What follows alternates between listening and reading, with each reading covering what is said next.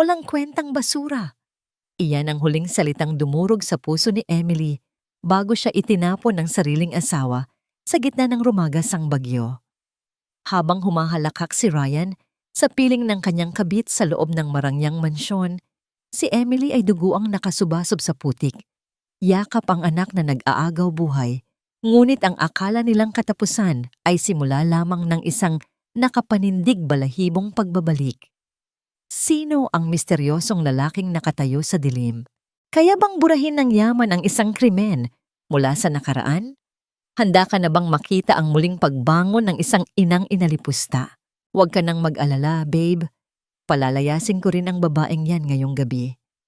Wala naman siyang kwenta sa bahay na ito kundi maging palamuti na parang basahang luma. Pati yung anak niyang sakitin, pabigat lang sa budget ko. Sinasabi ko sa'yo, kaunting tiis na lang at mapapasa iyo na ang lahat ng ari-arian na hawak ng tangang yan. Ang mga salitang iyon na narinig ni Emily mula sa bahagyang nakabukas na pinto ng kanilang silid-tulugan ay tila isang malamig na kutsilyo na dumaan sa kanyang likuran. Sa labas ng bahay, ang langit ay tila nagluluksa rin sa tindi ng buhos ng ulan, habang ang hangin ay humahampas sa mga bintana. Ngunit ang bagyo sa labas ay walang-wala. Kumpara sa tindi ng kalamidad na unti-unting gumigiba sa kanyang natitirang pagkatao sa mga sandaling iyon. Sa kanyang mga kamay, hawak pa rin ni Emily ang isang mangkok ng mainit na sabaw ng sinigang. Iyon ang paboritong ulam ni Ryan kapag malamig ang panahon. Upang mabili ang mga sangkap niyon, kasama ang gamot para sa kanilang anak na si Junjun na kasalukuyang nanginginig sa lagnat sa kabilang silid, ay isinangla ni Emily ang tanging alaala ng kanyang yumaong ina. Isang lumang kwintas na pilak. Namamagang bahagya ang kanyang mga daliri dahil sa init ng palayok na kanyang binuhat kanina. Tiniis ang hapdi para lamang masigurong may madarat ng mainit na pagkain ng asawa pagka-uwi nito mula sa trabaho. Ngunit ang pagkaing inihanda niya ng may buong pagmamahal ay tila naging lason sa kanyang panlasa. Nanginig ang kanyang mga tuhod. Ang hawak niyang mangkok ay dulas na bumitaw sa kanyang mga kamay, bumagsak sa sahig at dahan-dahang kumalat ang mainit na sabaw sa mga lumang tsinelas na suot niya. Ang basag na porselana ay nagkalat, tulad ng kanyang mga pangarap na sa isang saglit lamang ay naging pino at matatalas na bubog. Hindi niya naramdaman ang init ng sabaw na dumampi sa kanyang balat dahil ang buong katawan niya ay binalot na ng isang matinding panginginig na nanggagaling sa pinakamalalim na bahagi ng kanyang puso. Dahan-dahang bumukas ang pinto. Iniluwan yun si Ryan na may hawak pang mamahaling telepono, may ngisi sa mga labi na biglang napalitan ng pagkainis nang makita si Emily na nakatayo sa gitna ng kalat. Ano ba naman yan, Emily? Napakatanga mo talaga kahit kailan. Pati ba naman simpleng mangkok, hindi mo kayang hawakan ng maayos? Ano na namang drama ito, Ryan? Sino ang kausap mo sa telepono? Sino yung tinatawag mong babe? At ano yung tungkol sa ari-arian na sinasabi mo? Nagbago ang ekspresyon sa mukha ni Ryan. Nawala ang pagkagulat at napalitan ito ng isang malamig at mapangaping titig. Lumapit siya kay Emily, hindi upang alamin kung napaso ito, kundi upang tapakan ang mga natirang piraso ng porselana sa sahig. You are overthinking again, Emily. Ganyan ka naman palagi, di ba? Nababaliw ka na naman sa mga hinala mo. Kung mas maayos ka sanang asawa, kung hindi ka mukhang katulong na palaging stressed at walang kabuhay-buhay, baka mas galingan ko pa ang pag-uwi rito. Look at yourself sa salamin. Sino ba namang lalaki ang gaganahan sa'yo? Pero narinig ko, Ryan. Narinig ko mismo sa mga tainga ko. Sinabi mong palalayasin mo kami ni Junjun. Paano mo nagagawang sabihin yan? Ibinigay ko ang lahat sa'yo. Ipinagkatiwala ko sa'yo ang lahat ng iniwan ni Ina. Kahit ang mga piraso ng lupa sa Laguna na pinaghirapan niya. Huwag mo akong sumbatan tungkol sa nanay mo, Emily.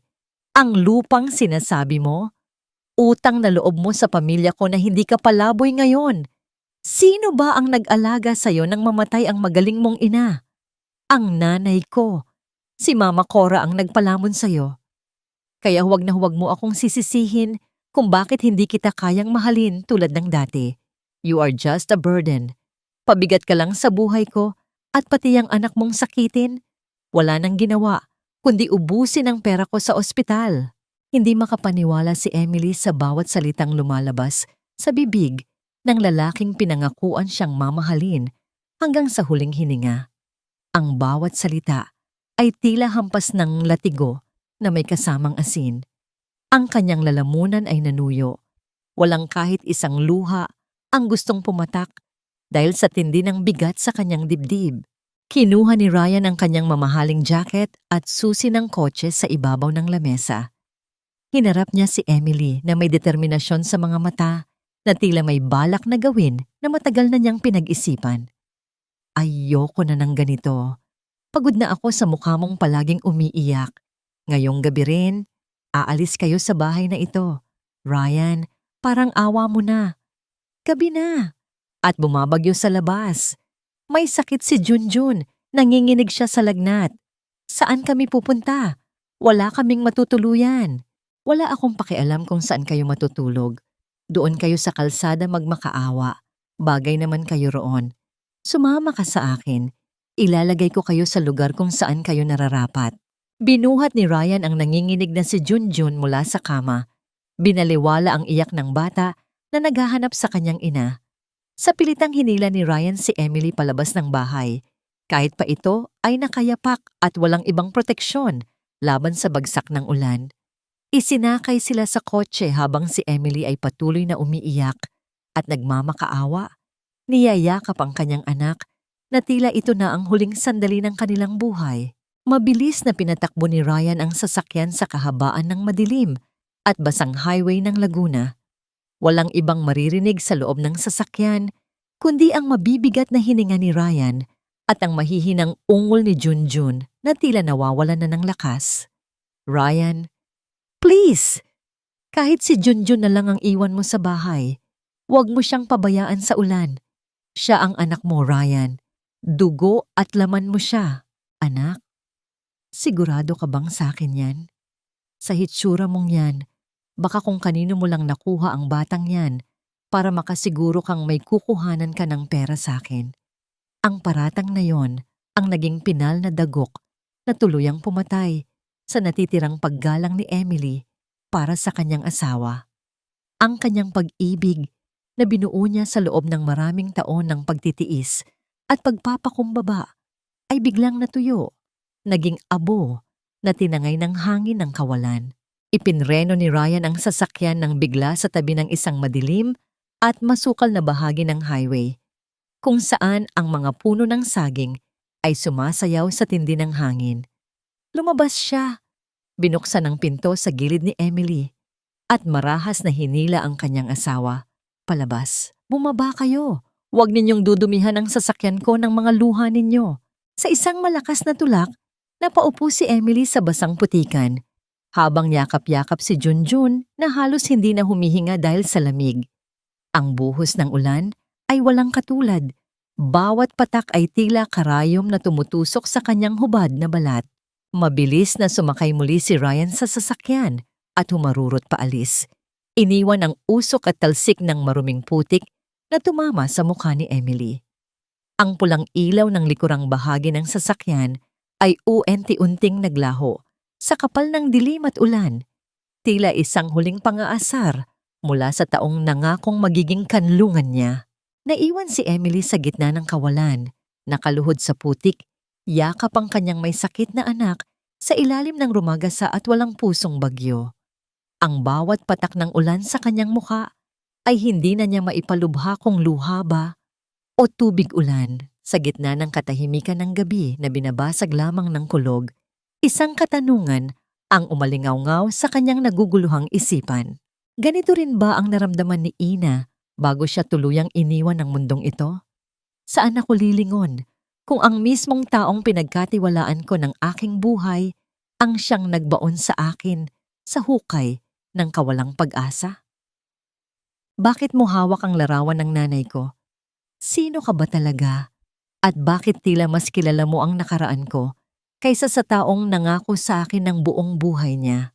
Ang mga katanungang iyon ay paikot-ikot sa isipan ni Emily habang iunti-unting nagbabalik ang kanyang malay. Ang huling naaalala niya ay ang malakas na bugso ng hangin, ang lamig ng putik sa kanyang pisngi, at ang nanghihinang iyak ni Junjun na dahan-dahang naglalaho sa gitna ng bagsak ng ulan. Akala niya ay iyon na ang huling hininga nila ng kanyang anak, na ang kalsadang iyon ang magiging huling hantungan ng kanilang mga pangarap. Ngunit ang unang tumambad sa kanyang mga pandama ay hindi na ang amoy ng basang lupa, kundi ang halimuyak ng pinakuluang dahon ng bayabas at ang init ng isang malambot na kumot na nakabalot sa kanyang katawan. Naramdaman niya ang marahang pagtibok ng kanyang puso na tila isang ibon na unti-unting muling natututong lumipad matapos mabali ang mga pakpak. Inilibot ni Emily ang kanyang paningin. Wala siya sa kalsada. Nasa loob siya ng isang silid na gawa sa matatandang kahoy kung saan ang bawat gamit ay tila may dalang kwento ng lumipas na panahon. Sa isang sulok, nakita niya ang kanyang anak na si Junjun, mahimbing na natutulog sa isang maliit na kama. May dampi ng basang bimpo sa noo at nakasuot ng malinis na damit. Ang katahimikan sa silid ay tila isang himig na nagpapakalma sa kanyang naguguluhang diwa. Gising ka na pala. Huwag kang biglang babangon. Baka mahilo ka pa. Isang baritono at mahinahong tinig ang nanggaling sa pintuan. Isang lalaki ang nakatayo roon. May hawak na tasa ng mainit na tsaa. Hindi siya matanda, ngunit may mga linya sa kanyang mukha na nagpapakita ng malalim na karanasan sa buhay. Ang kanyang mga mata ay hindi kakikitaan ng pagnanasa o panganib, kundi ng isang uri ng lungkot na pamilyar sa puso ni Emily. Sino ka? Nasaan kami? Anong ginawa mo sa anak ko? Ang boses ni Emily ay paos, tila may mga buhangin sa kanyang lalamunan. Ako si Daniel. Nakita ko kayo sa gilid ng highway. Masyadong malakas ang bagyo para hayaan kayong manatili roon. Ligtas na ang anak mo. Naibaba ko na ang lagnat niya, kamiti ang mga halamang gamot at sapat na pahinga.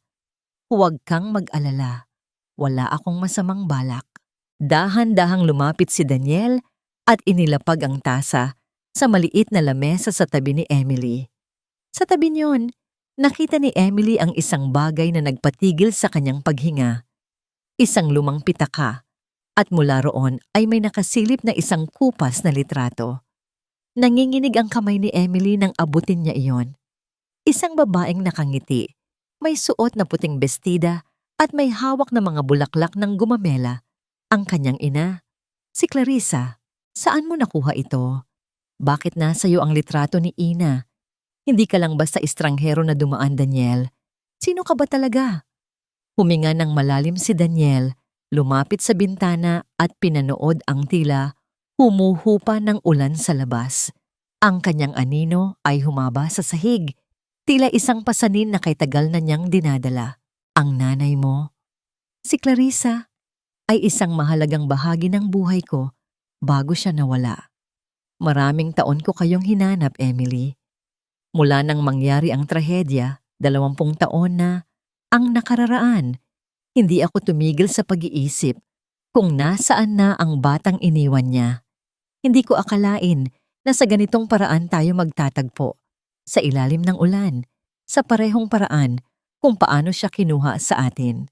Anong ibig mong sabihin? Alam mo ba kung paano namatay ang nanay ko? Ang sabi ni Aling Cora, namatay siya sa sakit. Ang sabi nila, wala na siyang naiwan kundi ang mga utang na pilit nilang binabayaran hanggang ngayon. Lumingon si Daniel.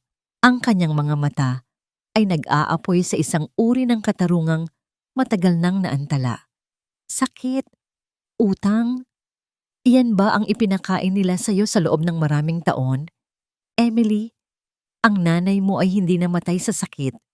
Pinatay siya ng kasakiman ng mga taong kinikilala mong pamilya ngayon. Ang mga lupain na sinasabi ni Ryan na sa kanila, ang mansyong tinitirhan ninyo. Lahat ng yon ay pag-aari ni Clarissa.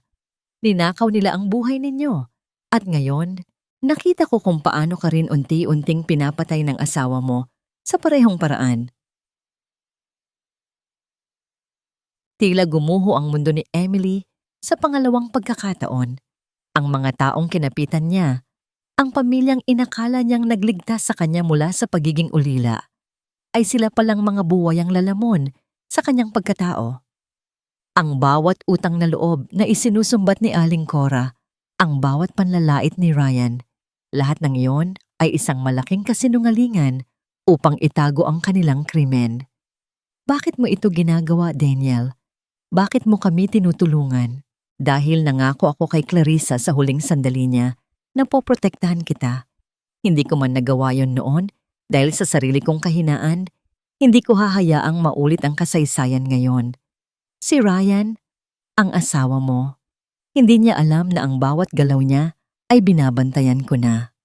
At ang gabing ito, ang gabing itinapon kanya sa ulan, ang magiging huling gabi na magagawa niya iyon sa iyo. Tumunog ang isang luma at depindot na telepono sa bulsa ni Daniel. Nilayo niya ng bahagya ang kanyang sarili, ngunit narinig pa rin ni Emily ang seryosong tono ng kanyang boses. Nahanap ko na siya. Kasama ko na ang mag-ina. Simulan niyo na ang paglipat ng mga dokumento. Huwag ninyong hahayaang makapagtago si Ryan ng kahit isang kusing. Panahon na para bawiin ang lahat. Nang ibaba ni Daniel ang tawag, hinarap niya si Emily. Ang kanyang mukha ay puno ng determinasyon. Magpahinga ka muna, Emily. Kailangan mo ng lakas. Dahil bukas, hindi na ikaw ang Emily na laging nagmamakaawa. Bukas, magsisimula tayong kumuha ng katarungan. Pero kailangan mong magpasya. Handa ka bang makita ang pagbagsak ng lalaking inibig mo upang mailigtas ang anak mo? Nanahimik si Emily. Tiningnan niya si Junjun na mahimbing na natutulog.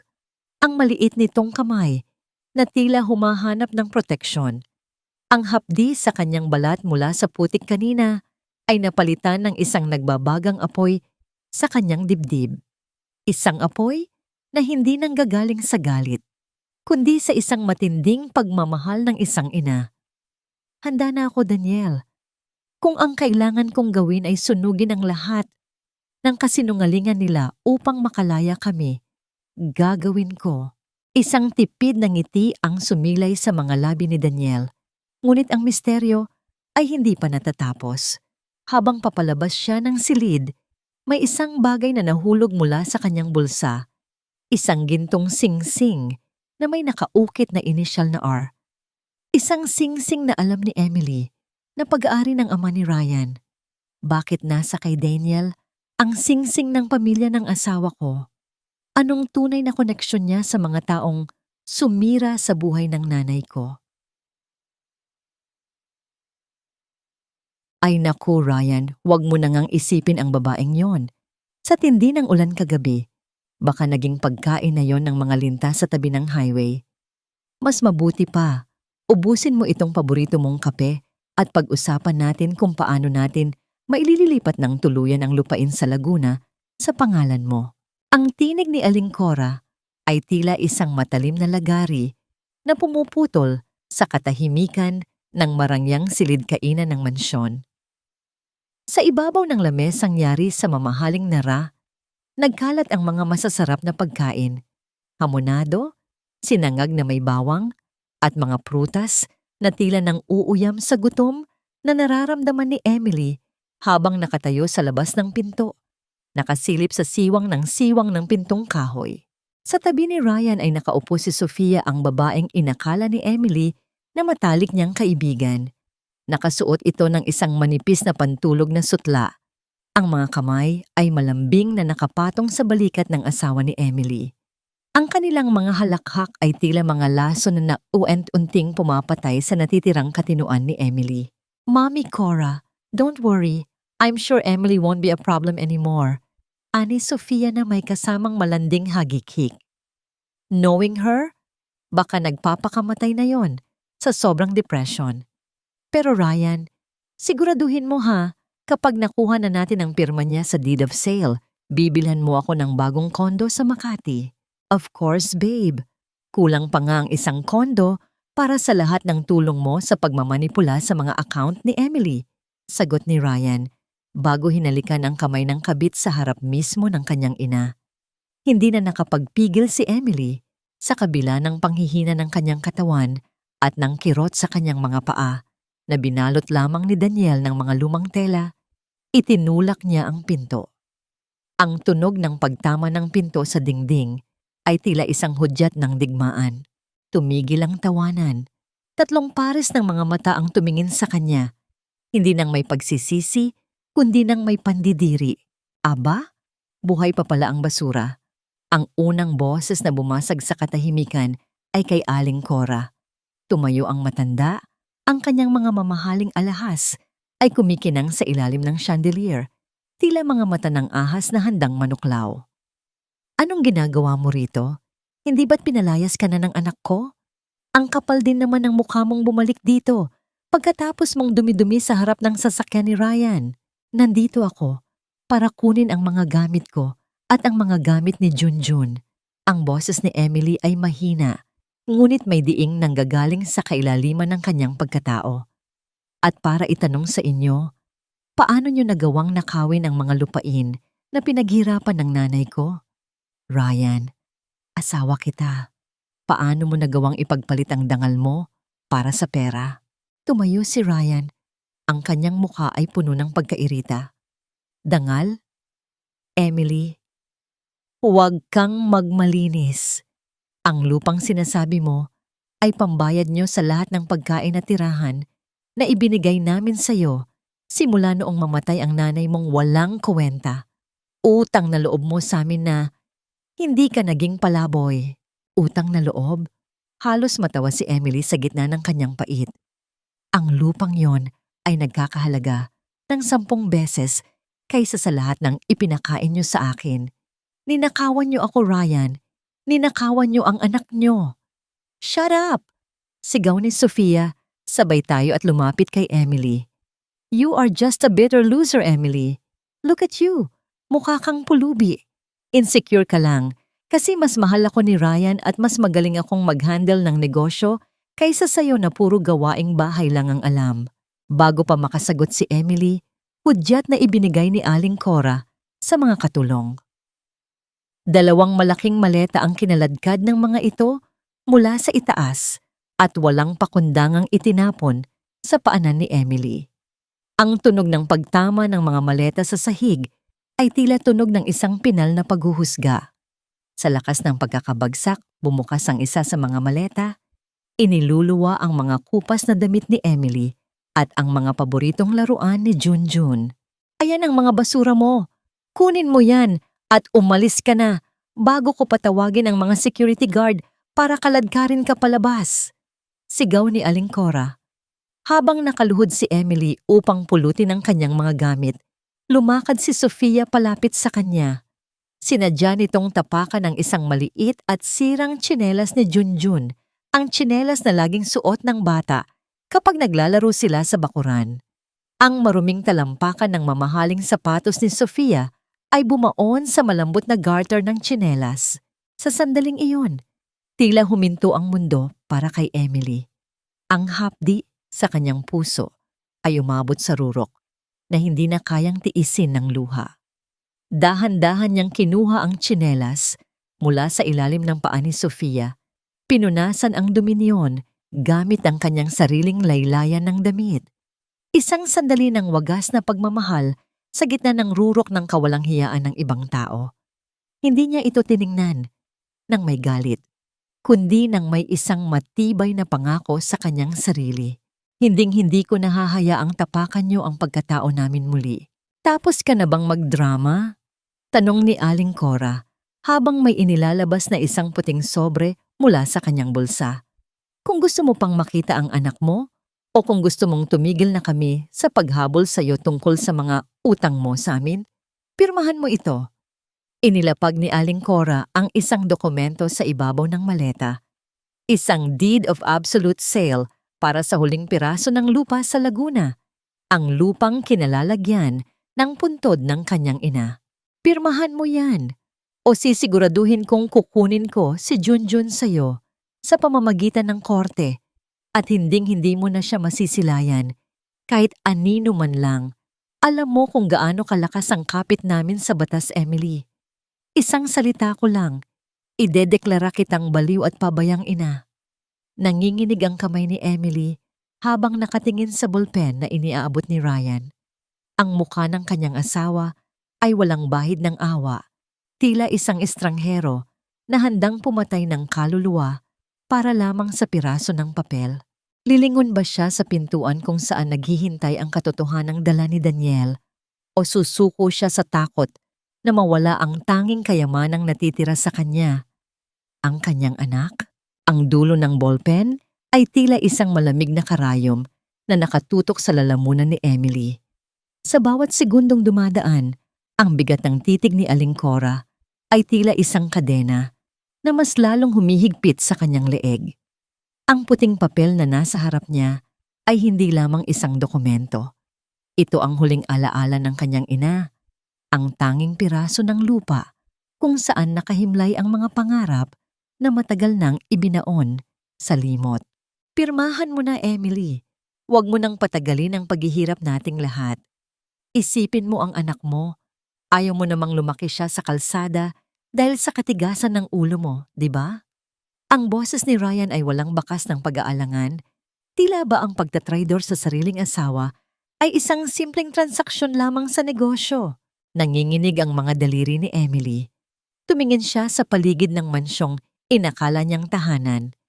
Ang bawat kanto niyon ay puno ng mga alaala ng kanyang paglilingkod.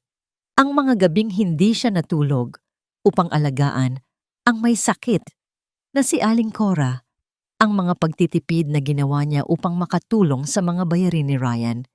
Lahat ng iyon ay isinumbat sa kanya bilang utang na loob. Utang na loob. Mahinang usal ni Emily. Ang kanyang boses ay tila isang bulong sa gitna ng malakas na hangin. Ilang taon ko bang kailangang bayaran ang pagkupkop niyo sa akin? Hindi pa ba sapat ang lahat ng ibinigay ko? Pati ba ang puntod ng nanay ko? Kukunin niyo pa. Walang sapat sa isang palamunin, Emily. Singhal ni Aling Cora habang hinahampas ang lamesa. Mula nang dalhin ka rito ng asawa ko, wala kang ginawa kundi ubusin ang grasya namin. Ang lupang iyan lang ang tanging paraan para mabura ang lahat ng atraso mo sa pamilyang ito. Huwag kang magmalinis dahil kung hindi dahil sa amin, baka naging labandera ka lang sa kung saang eskinita. Ito ang tanikala ng tungkulin na matagal nang iginapos kay Emily. Isang utang na sadyang ginawang walang katapusan. Sa bawat pagkakataon na sinubukan niyang maging malaya, laging ipinaaalala sa kanya na siya ay pinulot lamang. Dahan-dahang idiniin ni Emily ang dulo ng bolpen sa papel. Ngunit bago pa man makabuo ng kahit isang linya ang kanyang tinta, isang malamig at awtoritatibong tinig ang nanggaling sa bukana ng silid-kainan. Ang tanging utang na mayroon sa bahay na ito ay ang utang ninyo sa kanya. At iyon ay isang utang na buhay at yaman na hindi nyo kailanman mababayaran. Napalingon ang lahat. Doon, nakatayo si Daniel. Hindi na siya ang lalaking nakasuot ng simpleng damit pagsasaka na nakita ni Emily kagabi. Ngayon, suot niya ang isang itim na Amerikana na nagbibigay sa kanya ng aura ng isang taong hindi dapat kinakalaban. Ang kanyang presensya ay tila isang bagyo na biglang nagpatahimik sa mga nag-aapoy na salita ni na Aling Cora. At sino ka namang pakialamero ka? Guard! Bakit may nakapasok na kung sinong pulubi rito? Sigaw ni Aling Cora, ngunit walang gwardiyang dumating. Ang katahimikan sa labas ay tila isang babala. Lumapit si Daniel sa lamesa. Ang bawat hakbang niya ay may bigat na tila yumanig sa mga kristal na chandelier sa kisame. Kinuha niya ang dokumento mula sa harap ni Emily at tiningnan niyon ng may pandidiri bago ito pinunit sa dalawang bahagi nang walang pag-aalinlangan. Walang pipirmahan ng asawa ko! Sigaw ni Ryan na tila natauhan. Sino ka ba para makialam sa usapang pamilya? Hinarap ni Daniel si Aling Cora. Ang kanyang mga mata ay diretso at tila tumatagos sa kaluluwa ng matanda. Cora, matagal na rin tayong hindi nagkikita. Siguro ay nakalimutan mo na ang pangalang Daniel Sandoval. Ang abogadong humawak sa insurance ni Clarissa, 20 taon na ang nakararaan. Namutla si Aling Cora. Ang kanyang mga kamay na kanina ay nakapamiwang ay biglang nanginig at humawak sa gilid ng upuan. Di Daniel, patay ka na. Balita namin ay nawala ka na, kasama ng mga dokumento. Buhay ako, Cora, at kasama ko ang lahat ng katotohanan na pilit niyo ring ibinaon sa lupa kasama ni Clarissa. Lumingon si Daniel kay Emily. Ang kanyang tinig ay lumambot. Emily, ang utang na loob na sinasabi nila, iyon ay isang malaking kasinungalingan. Ang perang ginamit ni Cora para kupkupin ka at palaguin ang negosyo nila ay hindi galing sa kanilang bulsa. Iyon ay galing sa napakalaking insurance policy na iniwan ng nanay mo para sa iyo. Ninakaw nila ang perang yon sa pamamagitan ng peking pirma habang bata ka pa. Tila tumigil ang mundo ni Emily. Tumingin siya kay Aling Cora na ngayon ay hindi makatingin ng direkta sa kanya. Ang lahat ng pasakit, ang lahat ng pang-aalipusta, ang lahat ng hirap na tiniis niya dahil sa pakiramdam na siya ay pabigat. Lahat ng iyon ay base pala sa isang nakakasulasok na pagnanakaw. Totoo ba ito, Aling Cora? Ang boses ni Emily ay hindi na mahina. May halong galit at pait na tila isang bulkang uunti-unting pumuputok. Pera ko ang nagpakain sa akin? Pera ng nanay ko ang nagpatayo ng mansyong ito? At ngayon, gusto niyo pang kunin pati ang huling hininga ko. Huwag kang maniwala sa kanya, Emily. Sinungaling ang lalaking iyan. Sigaw ni Ryan, ngunit ang panginginig sa kanyang boses ay nagkanulo sa kanya. Mayroon akong mga kopya ng orihinal na dokumento, Ryan.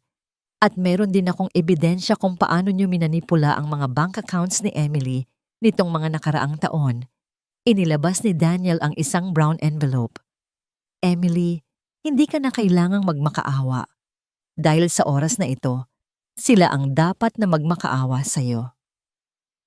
Sa gitna ng tensyon, isang katulong ang patakbong pumasok sa silid kainan. Namumutla at tila nakakita ng multo. Ma'am Cora? Sir Ryan? May mga pulis po sa labas. May dala po silang search warrant at order para sa freeze ng lahat ng accounts ninyo. Sa isang saglit, ang kapangyarihan sa loob ng mansyong yon ay nagbago. Ang mga buwaya na kanina ay naghahari-harian ay tila mga basang sisiw na hindi malaman ang gagawin. Ngunit bago pa man makagalaw si Ryan, isang mas matinding revelasyon ang binitawan ni Daniel na nagpabagsak sa huling depensa ni Emily. Emily, may isa pa akong dapat sabihin sa iyo. Ang aksidenteng pumatay sa nanay mo, 20 taon na ang nakararaan. Hindi iyon simpleng aksidente. May nakakita sa asawa ni Cora na pinuputol ang brake line ng sasakyan ni Clarissa sa gabi ring iyon. Nanigas ang buong katawan ni Emily. Ang pagkatao niya ay tila sumabog sa libu-libong piraso. Ang pamilyang itinuring niyang tagapagligtas ay hindi lamang nagnanakaw ng kanyang yaman, kundi sila rin pala ang kumuha sa buhay ng tanging taong nagmahal sa kanya ng totoo. Napatingin si Emily sa kanyang mga kamay, ang mga kamay na nag-alaga sa mga taong pumatay sa kanyang ina. Isang matinding sigaw ng pait ang kumawala sa kanyang dibdib. Isang tunog na tila gumigising sa mga kaluluwa ng nakaraan. Lilingon ba siya sa katarungang iniaalok ni Daniel o hahayaan niyang ubusin siya ng galit na ngayon ay nag-aapoy sa kanyang puso? At ano ang gagawin ni Ryan upang makatakas sa bitag na unti-unting sumasara sa paligid nila? Lahat ng yakap na ibinigay nila sa akin, lahat ng haplos ni Aling Cora sa tuwing nagkakasakit ako nung bata pa ako. Lahat ba yun ay may presyo? Lahat ba yun ay bahagi lamang ng isang dula-dulaan para makuha ang huling sentimo na iniwan ni Ina? Ang tanong na yon ay tila isang malupit na bulong na humihiwa sa hangin habang mabilis na binabaybay ng sasakyan ni Daniel ang madilim na kalsada patungo sa Laguna. Sa labas, ang ulan ay tila tumitigil na, ngunit ang mga anino ng mga puno sa gilid ng daan ay tila mga multo ng nakaraan na sumusunod sa kanila. Sa loob ng sasakyan, ang tanging maririnig ay ang mahinang paghinga ni Junjun na mahimbing na natutulog sa kandungan ni Emily, walang kamalay-malay na ang mundong kinalakihan niya ay gumuho na sa loob lamang ng isang gabi. Si Emily ay nakatingin sa labas ng bintana, ngunit ang nakikita niya ay hindi ang kalsada, kundi ang mukha ni Aling Cora, ang mukha na inakala niyang mukha ng isang mapagmahal na ina. Naalala niya noong siya ay 10 taong gulang pa lamang, kung paano siya niyakap ng matanda matapos ilibing ang kanyang ina.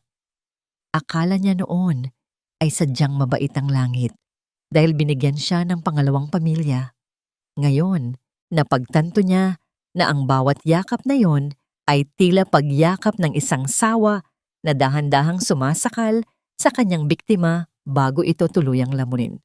Huwag mong sisihin ang sarili mo, Emily. Ang mga taong sadyang masama ay bihasa sa paggamit ng kabutihan ng iba upang makapanira. Ani Daniel, ang kanyang mga kamay ay mahigpit na nakahawak sa manibela. Ang pamilya ni Ryan ay hindi lamang nagnakaw ng pera. Ninakaw nila ang pagkakataon mong lumaki ng may dignidad at pag-asa. Bakit, Daniel? Bakit kailangang humantong sa ganito? Bakit kailangang patayin pa ang nanay ko? Hindi pa ba sapat na nakuha na nila ang lahat? Ang tinig ni Emily ay basag, tila mga bubog na nagkikiskisan. Dahil si Clarissa ay hindi sumusuko, nalaman niya ang tungkol sa mga maling transaksyon ng ama ni Ryan sa kanilang kumpanya. Balak niyang ilantad ang lahat bago siya maaksidente. Emily, ang Laguna ang susi sa lahat. Doon nagsimula ang lahat at doon din natin tatapusin. Pagkalipas ng ilang oras, narating nila ang isang lumang bahay na bato sa gitna ng isang malawak na lupain na puno ng mga puno ng mangga at kawayan. Ito ang ancestral house ng pamilya ni Emily, ang bahay na sinasabi ni Ryan na naisangla na at nawala na sa kanila. Ngunit sa pagpasok nila sa tarangkahan, nakita ni Emily na ang bahay ay maayos. Tila may nag-aalaga rito sa loob ng mahabang panahon.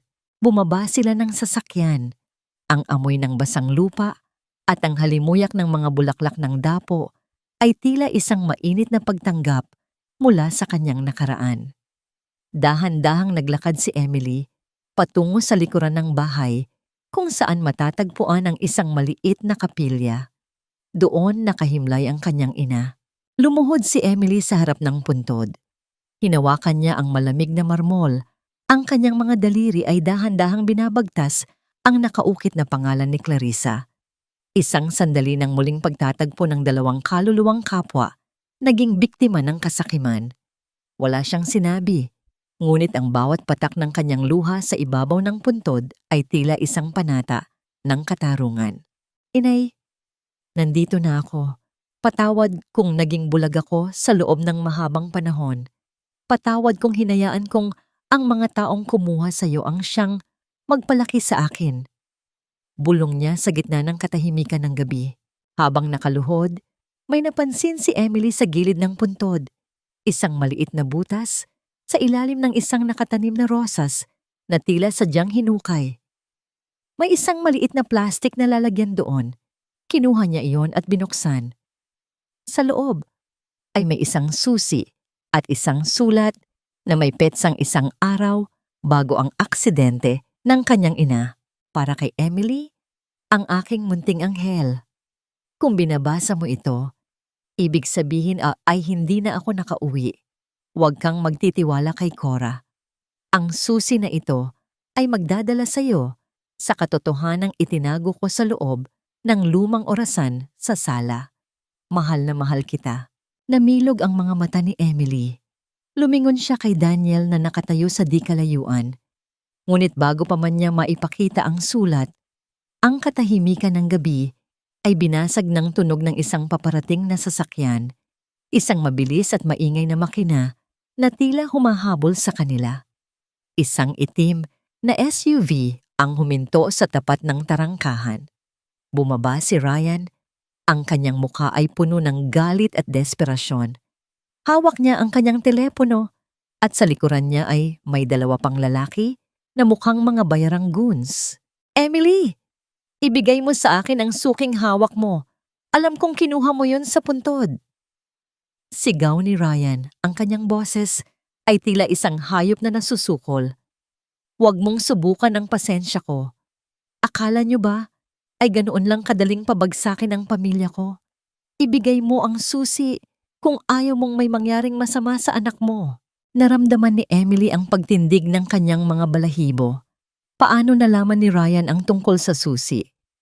At hanggang saan ang kayang gawin ng kanyang asawa upang manatili ang kanilang mga kasinungalingan? Lumingon si Emily kay Daniel, ngunit nakita niyang may ibang tinitingnan ang lalaki. Isang anino ang gumagalaw sa loob ng lumang bahay. Isang anino na tila kanina pa naghihintay sa kanilang pagdating. Sino ang taong nasa loob ng bahay?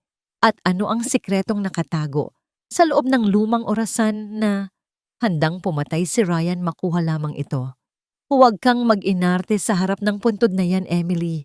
Isang pirasong bato lang yan na walang saysay, gaya ng alaala ng nanay mong sadyang naging pabaya kaya siya namatay. Ang tinig ni Ryan ay tila isang malakas na sampal na yumanig sa katahimikan ng sementeryo sa Laguna. Ang ulan na kanina ay tumila na, ay tila muling nagbabadya. Ang langit ay naging kulay uling. Nakikisimpatya sa dilim na namamayani sa puso ni Ran. Nakatayo siya doon.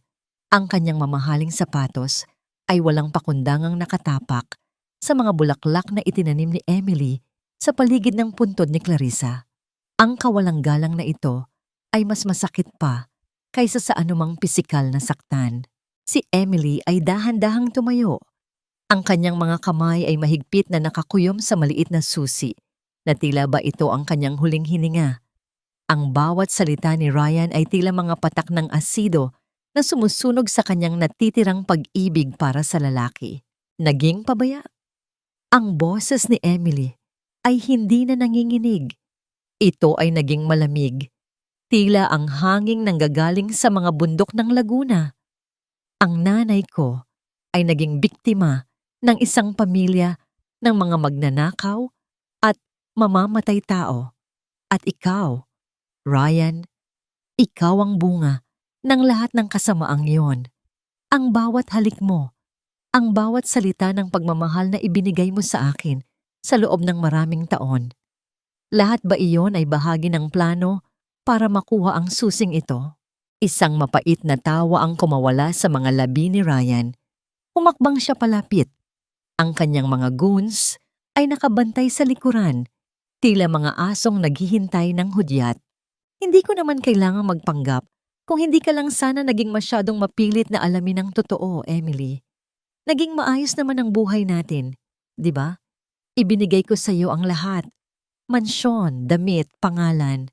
Ang kailangan mo lang gawin ay manahimik at pirmahan ang mga dokumento. Pero dahil sa pagdating ng Daniel na ito, sinira mo ang laro natin. Hinarap ni Ryan si Daniel ng may halong puot. At ikaw, Sandoval, akala mo ba ay bayani ka? Hindi mo ba alam na sa bawat hakbang na ginagawa mo para tulungan si Emily, lalo mo lang siyang inilalapit sa panganib? Bago pa makasagot si Daniel, mabilis na sumugod ang isa sa mga tauhan ni Ryan upang agawin ang susi mula kay Emily. Ngunit bago pa man madampi ng lalaki ang kanyang maruming kamay sa babae, isang matibay na bisig ang humarang. Si Daniel ay mabilis na kumilos. Ang bawat galaw niya ay tila isang aral sa disiplina at lakas. Hindi niya sinaktan ang lalaki ng labis, sapat lamang upang itulak ito palayo at protektahan si Emily sa kanyang likuran. Ang laro niyo ang tapos na, Ryan. Ani Daniel, ang kanyang tinig ay seryoso at walang takot. Ang susi na hawak ni Emily ay hindi lamang magbubukas ng isang lumang orasan. Magbubukas ito ng pintuan ng bilangguan para sa iyo at sa nanay mo. Ibigay mo sa akin ang susi, Emily.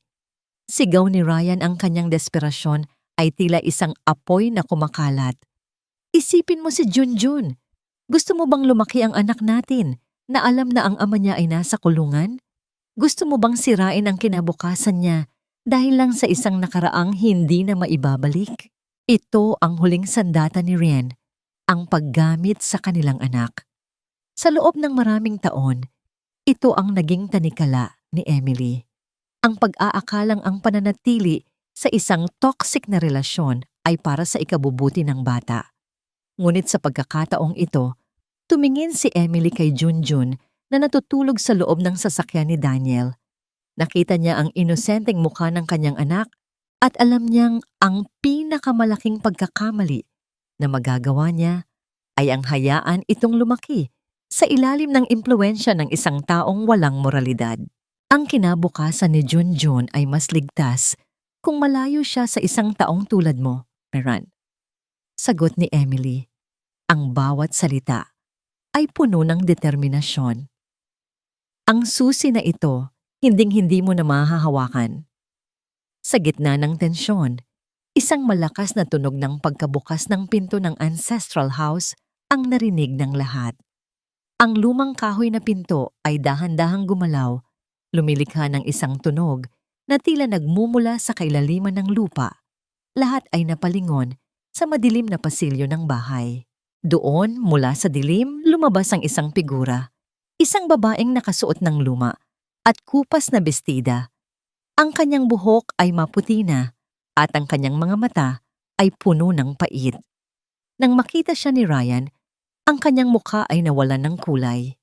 Mas malala pa ang naging reaksyon ni Aling Cora na noon ay kakarating lang din sakay ng isa pang sasakyan. Halos matumba ang matanda sa pagkagulat. Manang ising?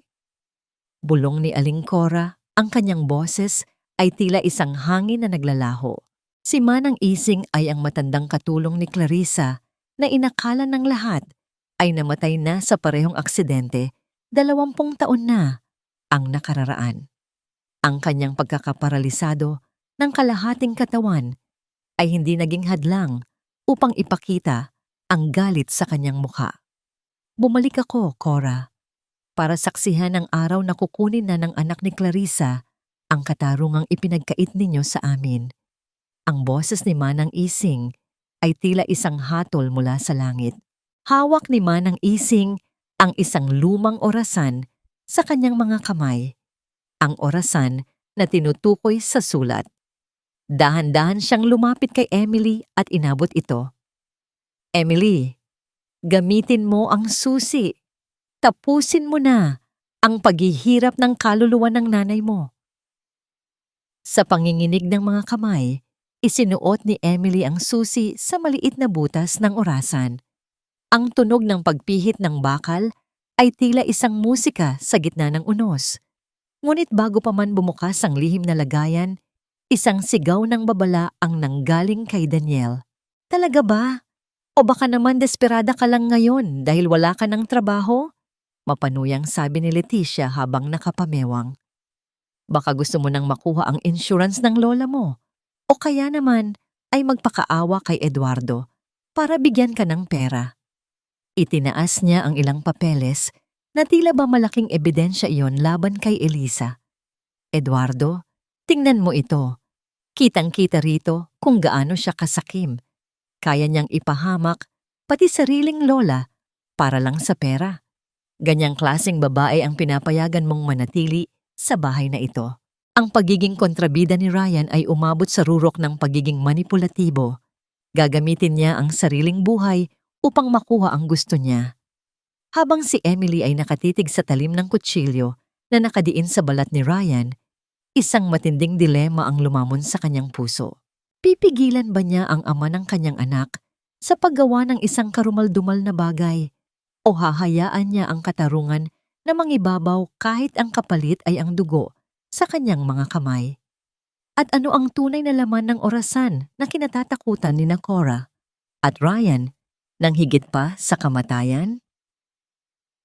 Sige, Emily, ituloy mo ang pagbubukas niyan at sisiguraduhin kong sa sandaling makita mo ang laman ng orasan ay wala ka na ring asawang babalikan. Isang hiwalang, Emily. Isang pagkakamali mo lang at magiging mamamatay tao ka sa harap ng anak natin. Ang boses ni Ryan ay nanginginig, hindi dahil sa takot, kundi dahil sa tindi ng kanyang pagkapit sa huling baraha ng isang desperado, ang panunumbat at pagmamanipula sa damdamin. Ang talim ng patalim ay bahagya ng bumabaon sa kanyang balat, nag-iiwan ng isang manipis na pulang linya. Ngunit sa halip na matakot, ang nararamdaman ni Emily habang nakatingin sa kanyang asawa ay isang malalim at nakakasulasok na pandidiri. Dito, sa harap ng puntod ng kanyang ina, sa harap ng tanging saksi ng kanyang pagdurusa, nakita ni Emily ang tunay na kulay ng lalaking minahal niya. Hindi ito isang bayani, hindi ito isang matapang na lalaki. Ito ay isang duwag na handang gamitin ang sariling buhay upang protektahan ang kanyang mga nakaw na yaman. Bitawan mo yan, Ryan. Huwag mong madungisan ang lupa ng nanay ko ng marumi mong dugo. Ang boses ni Emily ay matatag. Tila isang daluyong na hindi na kayang pigilan ng kahit anong dam. Dahan-dahan, sa kabila ng pananakot ni Ryan, ipinihit ni Emily ang susi. Ang tunog ng pag-ikot ng mga lumang ngingipin ng bakal sa loob ng orasan ay tila isang hudyat ng paglaya. Isang maliit na pinto sa ilalim ng orasan ang bumukas, iniluluwa ang isang makapal na balumbon ng mga papel na naninilaw na sa luma.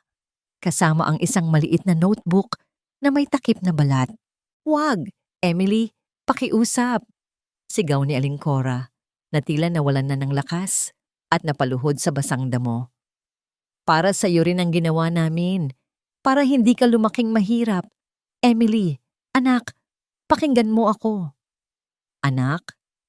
Lumingon si Emily kay Aling Cora. Ang kanyang mga mata ay nag-aapoy sa pait. "Tinawag niyo akong anak habang ninanakawan niyo ang kinabukasan ko? Tinawag niyo akong anak habang hinahayaan niyong magmakaawa ako para sa bawat sentimo na sa akin naman talaga dapat?" Binuksan ni Emily ang notebook. Doon, sa sulat kamay ng kanyang ina, ay nakalista ang bawat sentimo, bawat ari-arian, at bawat transaksyon na ginawa ng pamilya ni Ran. Ngunit ang mas masakit ay ang huling pahina. Nakadikit doon ang isang bank statement na may petsang bago mamatay si Clarissa. Isang napakalaking halaga na sapat na upang mabuhay si Emily ng marangya habang buhay. "Simon na," bulong ni Emily habang binabasa ang mga sumunod na papel. "Ninakaw niyo ang lahat, hindi lang ang lupa. Pati ang insurance, pati ang mga trust fund na inilaan ni Inay para sa pag-aaral ko. Lahat kinuha niyo para pambayad sa mga sugal ng asawa ni Aling Cora? Para sa marangyang buhay niyo habang ako ay pinapalaki niyong parang katulong? Emily, makinig ka." Sinubukan ni Ryan na lumapit. Ibinaba ang kutsilyo nang makitang hindi natakot ang asawa. "Nagamit lang namin ang pera dahil kailangan. Pero babayaran namin. Ibibigay ko ang lahat sa'yo. Basta wag mo lang kaming isumbong. Magmula ngayon, ikaw na ang masusunod sa bahay. Gagawin ko ang lahat, Emily. Wala ka nang ibabayad, Ryan." Ang malamig na tinig ni Daniel ang bumasag sa desperasyon ni Ryan. Inilabas ni Daniel ang kanyang tablet at ipinakita ang isang live update mula sa stock market at sa bank records na hawak ng kanyang team. "Kaninang 8:00 ng umaga, bago pa kayo makarating dito, na ipatupad na ang freeze order sa lahat ng accounts ng Sandoval Holdings. At ang mansyong ipinagmamalaki nyo, nakapangalan na iyon sa tunay na tagapagmana kay Emily." Nanigas si Ryan. Ang kanyang telepono ay biglang tumunog. Isang mensahe mula sa kanyang bangko. "Account overdrawn. Access denied." Ang lahat ng karangyaan, ang lahat ng kapangyarihan na ginamit nila upang apakan si Emily ay naglaho na parang bula sa gitna ng unos. Wala na tayong pera, Ryan." Tanong ni Sofia na kanina pa nakatago sa likuran. Ang kanyang muka ay puno ng takot. "Paano na ang kondo ko? Paano na ang mga plano natin? Kondo mo?" Napatawa ng mapait si Emily. "Sofia, ang perang pambili ng kondo mo ay perang ninakaw sa gatas at gamot ng anak ko. Ngayon, tingnan natin kung gaano katamis ang pag-ibig nyo kapag wala na kayong kahit isang kusing." Tumingin si Emily kay Ryan na ngayon ay nakaluhod na rin sa putik, hindi dahil sa pagsisisi, kundi dahil sa pagkatalo.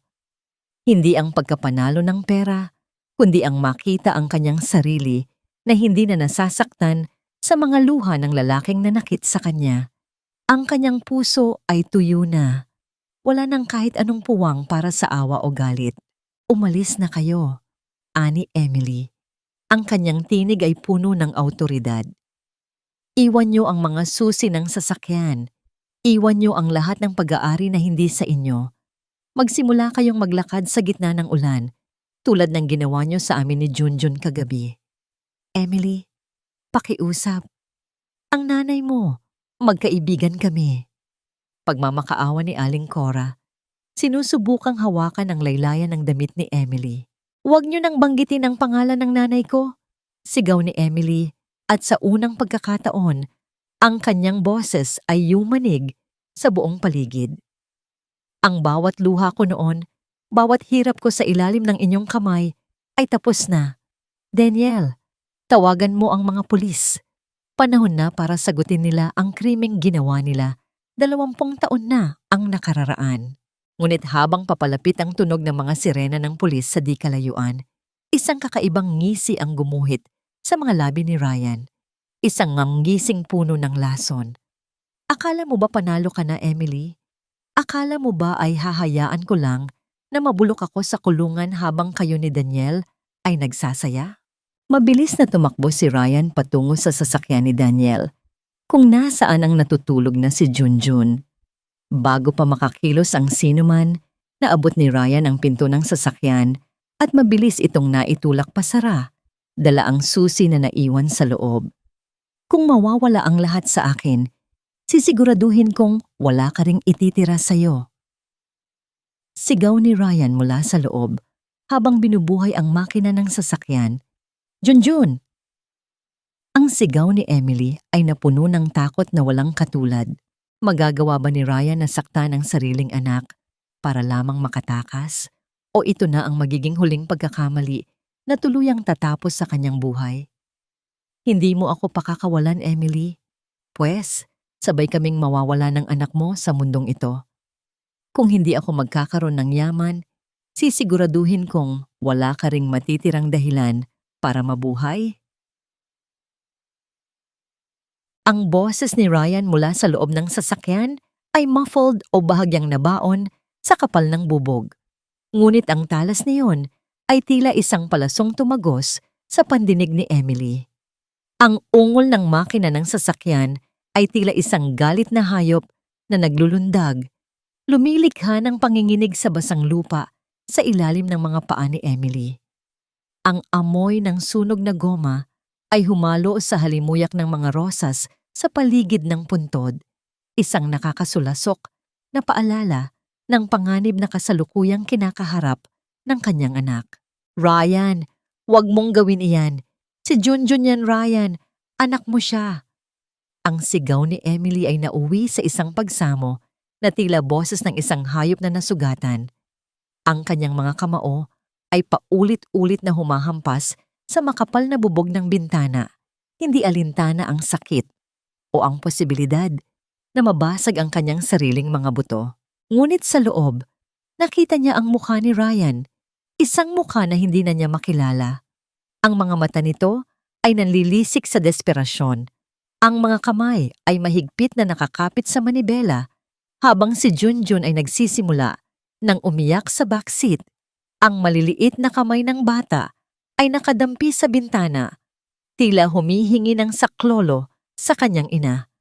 Ang makita ang maliit na palad ni Junjun sa kabila ng salamin, isang tahimik na pagsamo na tila nagsasabing, "Inay, iligtas mo ako. Bitawan mo ang sasakyan, Emily." Sigaw ni Daniel habang sinusubukang hilahin palayo si Emily bago pa ito mahagip ng papalabas na sasakyan. Sa gitna ng kaguluhan, isang matinis at nangangalit na tinig ang bumasag sa ingay ng makina. Si Manang Ising, na kanina ay nakaupo lamang, ay biglang tumayo nang may hindi maipaliwanag na lakas. Ang kanyang daliri ay nakaturo kay Ryan. Ang kanyang buong katawan ay nanginginig sa isang alaala na kay tagal niyang kinimkim. Ganyan na ganyan. Sigaw ni Manang Ising. Ang kanyang mga mata ay tila nakakakita ng mga anino mula sa nakaraan. Ganyan din ang ginawa ng ama mo, Ryan. 20 taon na ang nakararaan. Sa gabing yun ng bagyo, kinuha rin niya si Clarissa. Ginamit niya ang bata para pilitin si Clarissa na sumama sa kanya sa sasakyang walang preno. Nakita ko kung paano nila pinaglaruan ang buhay ng nanay mo, Emily. Ang revelasyon ni Manang Ising ay tila isang kidlat na tumama sa gitna ng sementeryo. Ang lahat ay tila tumigil sa paghinga. Ang nakaraan ay tila nauulit sa harap ng kanilang mga mata, isang siklo ng karahasan at kasakiman na tila sumusumpa sa bawat henerasyon ng pamilya Sandoval. Totoo ba yon, Mami Cora? Ang tanong ni Emily ay hindi na isang pagsamo, kundi isang pinal na paghuhusga.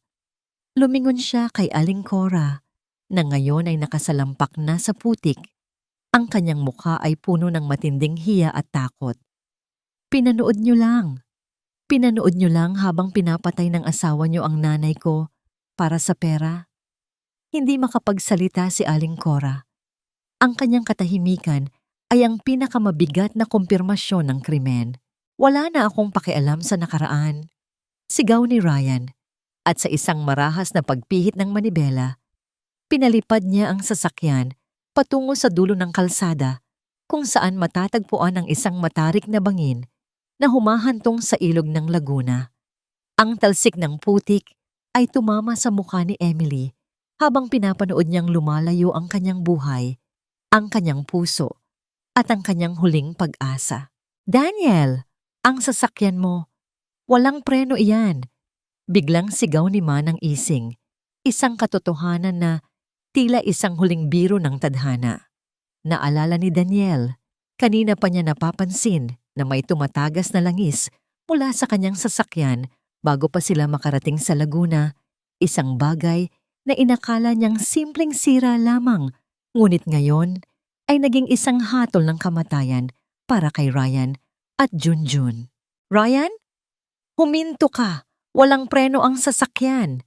Sigaw ni Daniel habang tumatakbo kasunod ng sasakyan. Ngunit huli na ang lahat.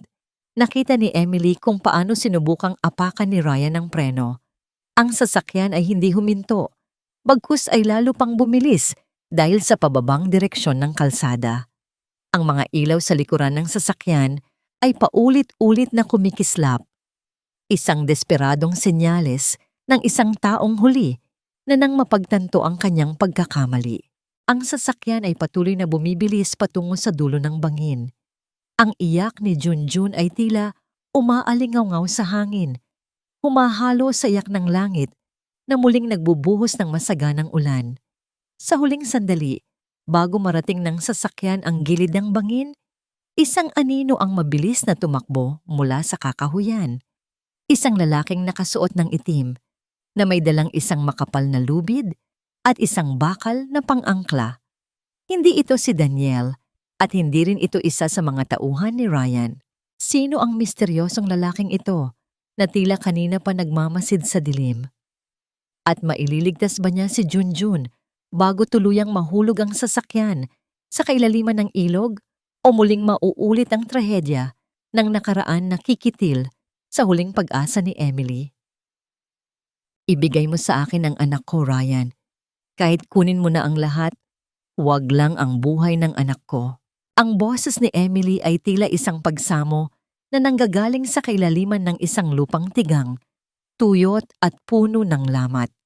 Ang bawat salita ay may kasamang dugo at luha, habang ang kanyang mga paa ay mabilis na humahakbang sa madulas na putikan. Hinahabol ang sasakyang unti-unting lumalapit sa dulo ng kamatayan. Sa loob ng sasakyan, ang mukha ni Ryan ay tila isang maskara ng purong takot. Ang kanyang mga kamay ay marahas, na pilit na itinitulak ang preno, ngunit ang bawat padyak niya ay tila pag-apak sa hangin. Walang sagot mula sa makina, kundi ang patuloy na pag-abante nito patungo sa bangin. Ang irony ng sandaling ito ay tila isang malupit na biro ng tadhana. Ang sasakyang inakala ni Ryan na magiging daan niya patungo sa kalayaan at yaman ay siya palang magiging kabaong niya at ng inosenteng batang wala namang kinalaman sa kanyang mga kasalanan. Sa gitna ng desperasyon, ang misteryosong lalaki, si Mang Tomas, ang matandang tagapagbantay ng lupain na matagal nang tapat kay Daniel, ay mabilis na kumilos. Hindi siya nagsalita. Ang kanyang mga galaw ay tila isang sanay na mga ngaso. Sa isang mabilis na pag-ikot, ibinato niya ang makapal na lubid na may mabigat na bakal sa dulo patungo sa rear axle ng sasakyan. Ang tunog ng pagtama ng bakal sa ilalim ng sasakyan ay tila isang hudyat ng pag-asa sa gitna ng unos. "Daniel, ang puno ng mangga, ngayon na!" Sigaw ni Mang Tomas. Ang kanyang boses ay tila isang utos na nanggagaling sa kailaliman ng kagubatan. Mabilis na sinunggaban ni Daniel ang kabilang dulo ng lubid at buong lakas na itinali ito sa matatag at dambuhalang puno ng mangga na saksi sa kasaysayan ng pamilya ni Emily. Ang bawat hibla ng lubid ay nagsimulang gumaralgal, tila nagrereklamo sa tindi ng bigat ng sasakyang pilit na humihila rito. Ang sasakyan ay huminto ng bigla, eksaktong isang dipa bago ang dulo ng bangin. Ang dalawang gulong sa harap ay nakabitin na sa hangin, habang ang buong katawan ng sasakyan ay umuugoy sa bawat bugso ng hangin at ulan. "Jun! Sigaw ni Emily. Hindi niya inalintana ang panganib. Lumapit siya sa gilid ng sasakyan. Ang kanyang mga kamay ay pilit na inaabot ang bintana sa likuran. Sa kabila ng panganib na mahulog ang sasakyan, idinikit ni Emily ang kanyang palad sa salamin ng bintana kung nasaan si Junjun. Ang bata, na nanginginig sa takot, ay dahan-dahang itinaas ang kanyang maliit na kamay at idinikit ito sa palad ng kanyang ina. Isang sandali ng wagas na koneksyon, isang tahimik na pangako ng isang ina na hinding-hindi niya bibitawan ang kanyang anak kahit pa ang buong mundo ay gumuho sa kanilang paanan. Ngunit sa loob, ang kasakiman ni Ryan ay hindi pa rin namamatay. Sa halip na iabot ang bata kay Emily, sinubukan niyang unahan ang anak na lumabas mula sa bintana ng driver's seat upang iligtas ang sarili. Ang bawat paggalaw ni Ryan ay nagiging sanhi ng pag-ugoy ng sasakyan, lalong nagiging mapanganib ang sitwasyon para kay Junjun. "Ryan, huwag kang malikot. Mahuhulog ang sasakyan," sigaw ni Daniel habang pilit na pinapatatag ang pagkakatali ng lubid. "Wala akong pakialam. Ayokong mamatay dito. Mauna ako." Sigaw ni Ryan, ang kanyang pagiging kontrabida ay umabot na sa rurok ng pagiging hayop. Sinipa niya ang pinto, ngunit dahil sa bigat ng sasakyang nakabitin, lalong tumagilid ang sasakyan patungo sa kailaliman. Ang tunog ng pagkaputol ng isang hibla ng lubid ay tila isang babala mula sa impyerno. Isa, dalawa, ang lubid ay unti-unting bumibigay. "Emily! Kunin mo na ang bata, ngayon na!" Utas ni Mang Tomas habang pilit na binubuhat ang bigat ng lubid gamit ang kanyang sariling katawan. Inabot ni Emily ang loob ng sasakyan, ang kanyang mga daliri ay dahan-dahang sumasayad sa damit ni Junjun. Ngunit sa sandaling iyon, hinawakan ni Ryan ang binti ni Emily, pilit na humihila rito upang siya ang unang makalabas. "Iligtas mo ako, Emily. Ako ang asawa mo. Patawarin mo na ako. Iligtas mo ako." Ang pagmamakaawa ni Ryan ay tila isang nakakasulasok na musika sa gitna ng trahedya. Nasa harap ni Emily ang dalawang kamay. Ang maliit at inosenteng kamay ng kanyang anak at ang marumi at taksil na kamay ng lalaking sumira sa kanyang buhay. Ang bawat segundo ay tila isang taon sa tindi ng tensyon. Ang sasakyan ay muling umugoy at isang malakas na tunog ng pagkapunit ng bakal ang narinig mula sa ilalim. Sino ang pipiliin ni Emily na hatakin palabas sa huling pagkakataon bago tuluyang maputol ang lubid? Ang lalaking nangakong mamahalin siya, ngunit itinapon siya sa ulan, o ang anak na siyang tanging liwanag sa kanyang madilim na mundo? At ano ang gagawin ni Daniel kapag nakita niyang ang lubid ay hindi nakakayanin ang bigat ng dalawang tao? Iligtas mo ako, Emily. Ako ang asawa mo. Ako ang haligi ng tahanan natin. Iwanan mo na ang batang yan, kaya pa nating magkaroon ng bago. Ang mga salitang lumabas sa bibig ni Ryan ay tila mas malala pa sa kamatayan. Sa gitna ng bingit ng bangin, kung saan ang bawat segundo ay tila isang butil ng buhangin sa orasang malapit ng maubos, mas pinili ni Ryan na itulak palayo ang sariling anak upang maabot ang kamay ni Emily. Ang kanyang mukha ay baluktot sa takot. Ang kanyang mga mata ay nanlilisik sa pagnanais na mabuhay. Kahit pa ang kapalit niyon ay ang dugo ng kanyang sariling laman at dugo. Ngunit si Emily, sa kabila ng panginginig ng kanyang buong katawan, ay nagkaroon ng isang uri ng lakas na hindi nanggagaling sa kalamnan, kundi sa kanyang kaluluwa. Tiningnan niya ang kamay ni Ryan na nakakapit sa kanyang binti. Ang kamay na dati ay nagbibigay sa kanya ng haplos, ngunit ngayon ay tila kuko ng isang halimaw na pilit siyang hinihila pababa sa impyerno. Hindi na kita asawa, Ryan. Ang boses ni Emily ay mahinahon, ngunit tila isang hatol na galing sa langit. Ang haligi ng tahanan ay hindi kailanman itataya ang buhay ng kanyang anak para sa sarili niya. Bitawan mo ako. Sa isang mabilis na paggalaw, hinarap ni Emily ang kanyang anak. Inabot niya ang maliit na katawan ni Junjun. Binuhat ito ng may buong pag-iingat sa gitna ng umuugoy na sasakyan. At sa sandaling iyon, naramdaman niya ang huling pagkaputol ng hibla ng lubid. Ang tunog niyon ay tila isang string ng gitara na biglang naputol sa gitna ng isang malungkot na awitin. Emily! Talon! Sigaw ni Daniel. Buong lakas na hinila ni Daniel si Emily at si Junjun pabalik sa matatag na lupa. Eksaktong sa sandaling ang sasakyan ay tuluyan ng bumigay. Ang tunog ng pagbagsak ng bakal sa malalim na ilog sa ibaba ay tila isang tuldok sa isang mahabang kabanata ng pagdurusa. Ngunit si Ryan, sa huling pagkakataon, nakita ni Emily ang kanyang asawa na nagawang tumalon palabas ng bintana. Ngunit dahil sa dulas ng putik, bumagsak ito sa mga bato sa gilid ng bangin, bali ang mga binti at nagsisisigaw sa sakit. Hindi dahil sa pagsisisi, kundi dahil sa pagkatalo. Dahan-dahang binuhat ni Daniel ang mag-ina at inilayo sa gilid ng bangin. Doon, sa ilalim ng dambuhalang puno ng mangga, nagpatigil sa takbo ng oras.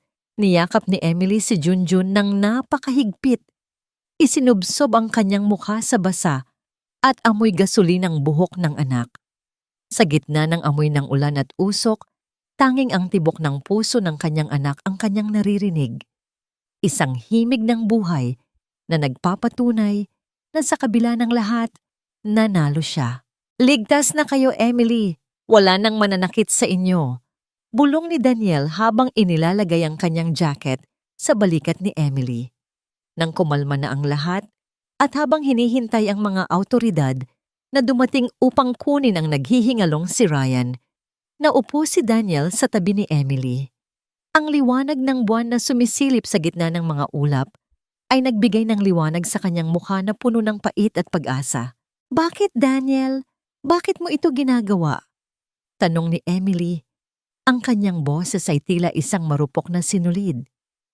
Hindi mo naman kami kamag-anak. Bakit itinaya mo ang buhay mo para sa amin? Huminga ng malalim si Daniel. Inabot niya ang isang maliit na medalyon mula sa kanyang leeg. Isang medalyong pilak na may nakaukit na mukha ng birhen. Ito ang huling ibinigay ng nanay mo sa akin bago siya mamatay sa mga kamay ng mga Sandoval. Simula ni Daniel, ang kanyang boses ay nanginginig sa alaala. Hindi lang ako basta abogado o kaibigan ni Clarissa, Emily. Ako ang lalaking dapat ay magliligtas sa kanya 20 taon na ang nakararaan. Mahal ko ang nanay mo. Balak naming tumakas sa gabing iyon. Ilalayo ko sana kayong dalawa sa kasakiman ni Cora at ng asawa niya. Nagulat si Emily. Ang mga piraso ng puzzle ay iunti-unting nabubuo. Ngunit nahuli kami. pagpapatuloy ni Daniel, ang kanyang mga mata ay nangingilid ang luha. Ginamit nila ako upang pilitin si Clarissa na sumama sa kanila. Ang aksidenteng iyon, napanood ko mula sa malayo habang hindi ako makagalaw dahil sa tindi ng bugbog na tinanggap ko. Sa huling sandali bago siya nawalan ng malay, tumingin siya sa akin. Ang kanyang mga mata ay hindi nagsasabi ng takot, kundi ng isang pangako. Alagaan mo si Emily. Hinawakan ni Daniel ang kamay ni Emily, isang hawak na puno ng paggalang at katapatan. Ilang dekada ko itong dinala, Emily. Ang bigat ng utang na loob sa nanay mo dahil hindi ko siya naisalba.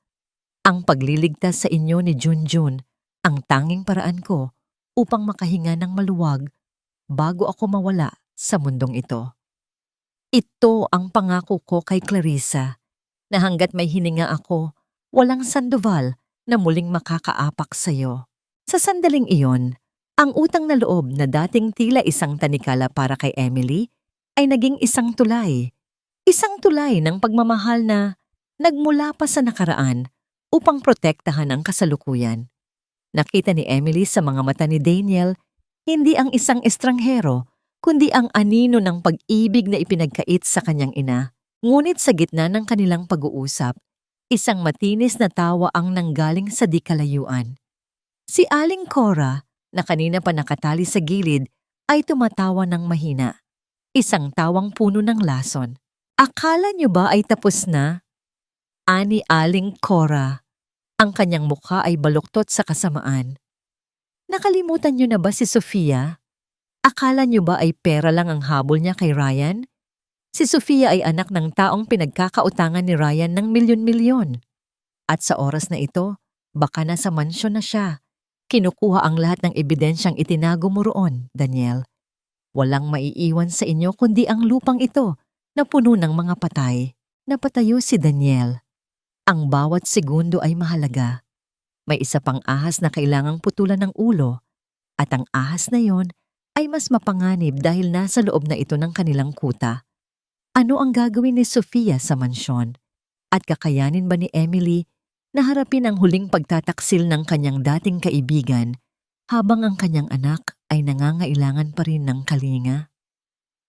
Ito ang nararapat sa akin, Emily.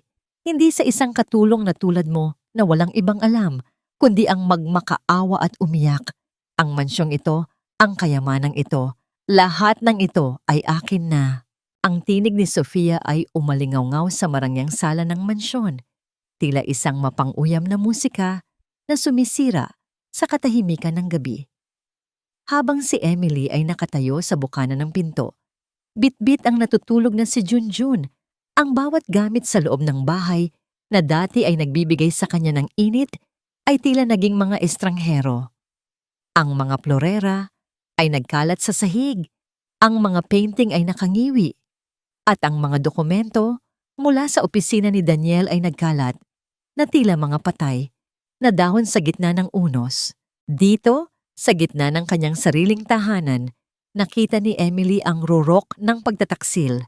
Si Sofia, ang babaeng itinuring niyang kapatid, ay nakaupo sa paboritong upuan ni Aling Cora. May hawak na baso ng alak at isang makapal na folder. Ang kanyang mga mata ay nanlilisik sa tagumpay. Ang bawat kislap niyon ay tila isang paalala ng bawat kasinungalingang itinanim niya sa puso ni Emily sa loob ng maraming taon. Ang mithiin ni Sofia ay malinaw. Hindi lamang niya ninakaw ang asawa ni Emily, kundi nais din niyang burahin ang pagkakakilanlan nito. Sa kanyang harap ay nakalatag ang isang dokumento na may selyo ng gobyerno, isang huwag na testamento, o isang pekeng huling habilin na di umano'y nilagdaan ng ama ni Ryan bago ito mamatay, na naglilipat ng lahat ng ari-arian sa kanya bilang bayad sa serbisyo niya sa pamilya. Sofia, paano mo nagawang itapon ang lahat ng pinagsamahan natin? Ang boses ni Emily ay mahina, tila isang marupok na sinulid na malapit ng maputol. Ibinigay ko sa iyo ang tiwala ko. Noong wala kang makain, ako ang nagpakain sa iyo. Noong tinalikuran ka ng lahat, ako ang nanatili sa tabi mo. At iyon ang pinakamalaking pagkakamali mo, Emily. Isang malakas na tawa ang kumawala sa mga labi ni Sofia, isang tunog na tila nagmumula sa kailaliman ng isang pusong puno ng inggit. Ang awa mo ay tila isang lason para sa akin. Sa tuwing tinutulungan mo ako, mas lalo kong nararamdaman kung gaano ako kaliit sa tabi mo. Gusto ko ang lahat ng mayroon ka, ang boses mo, ang yaman mo, pati ang lalaking inakala mong mahal ka. At ngayon, hawak ko na ang lahat. Lumapit si Daniel. Ang kanyang mukha ay tila isang pader ng bakal na hindi matitibag. Ang papel na hawak mo, Sofia, ay walang halaga. Ang bawat pirma riyan ay isang krimen na magdadala sa iyo sa bilangguan. Talaga ba, Attorney Sandoval? Inilabas ni Sofia ang isang lighter at dahan-dahang pinaglaruan ang apoy sa tabi ng dokumento. Sino ang maniniwala sa inyo? Si Ryan ay naghihingalo na sa ospital, si Aling Cora ay baliw na sa takot at si Emily? Si Emily ay isang babaeng walang kahit anong ebidensya kundi ang kanyang mga luha. Sa batas, ang papel na ito ang maghahari. Ngunit sa gitna ng pagyayabang ni Sofia, isang bagay ang napansin ni Emily sa ilalim ng lamesa. Ang isang maliit na frame ng larawan nilang dalawa ni Sofia noong sila ay mga bata pa sa Laguna, nakangiti at nangangako ng walang hanggang pagkakaibigan. Ang frame ay basag. Ang bubog niyon ay tila sumusugat sa alaala ni Emily. Dahan-dahan niyang inilapag si Junjun sa sofa at lumapit sa basag na larawan. Pinulot niya ito, hindi nang may galit, kundi nang may matinding habag. Hinaplos niya ang mukha ni Sofia sa larawan, ang mukha ng kaibigang matagal na palang nawala. Sofia! Ang mansyong ito ay gawa sa bato at semento. Ang pera ay papel lamang na kayang sunugin ng apoy. Bulong ni Emily habang tumitingin sa mga mata ng kaibigan. Pero ang kaluluwa mo, iyan ang hindi mo na mababawi. Ninakaw mo ang lahat, pero sa huli, ikaw ang naiwang walang-wala. Dahil sa dulo ng gabing ito, wala kang kahit isang tao na magmamahal sa iyo ng totoo. Ang katahimikan ni Emily ay mas masakit pa kaysa sa anumang sigaw. Naramdaman ni Sofia ang isang uri ng kilabot na hindi niya maipaliwanag. Ang kanyang kamay na hawak ang lighter ay nagsimulang manginig. Huwag mo akong idaan sa mga drama mo, Emily. Pirmahan mo na ang waiver na ito at hahayaan kitang umalis ng buhay kasama ang anak mo. Wala siyang pipirmahan. Sofia, ani Daniel, sabay pakita ng isang recording device. Lahat ng sinabi mo kanina, ang pag-amin mo sa pagmamanipula ng dokumento, ang pag-amin mo sa pakikipagsabwatan kay Ryan, lahat niyan ay narinig na ng mga awtoridad na kasalukuyang nakikinig sa labas. Ang tunog ng mga yabag ng sapatos sa labas ng mansyon ay tila isang hudyat ng pagtatapos. Ang mga ilaw ng asul at pula ay nagsimulang sumilip sa mga bintana, tila mga mata ng katarungang matagal nang naghintay.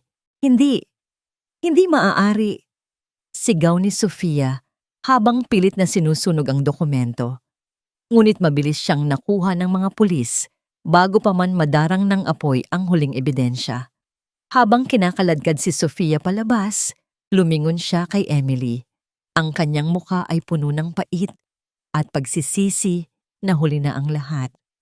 Emily, patawarin mo ako. Gagawin ko ang lahat, Emily. Ngunit si Emily ay hindi na lumingon. Niyakap niya si Junjun at tumingin sa labas ng bintana, kung saan ang unang sinag ng araw ay nagsisimula nang sumilip sa gitna ng madilim na gabi ng Laguna. Ang mansyon ay tila tumahimik. Ang bawat sulok niyon ay tila humihinga ng maluwag dahil ang mga anino ng kasakiman ay pinalayas na. Ngunit sa likod ng tagumpay na ito, isang katanungan ang nananatili sa isip ni Emily. Sapat na ba ang katarungan upang gamutin ang mga sugat ng nakaraan? At ano ang gagawin niya sa mansyong ito na puno ng mga alaala ng sakit at pagtataksil? Hindi mo kayang mabuhay nang wala ako, Emily. Mamamatay ka sa gutom sa oras na iwan mo ang mansyong ito.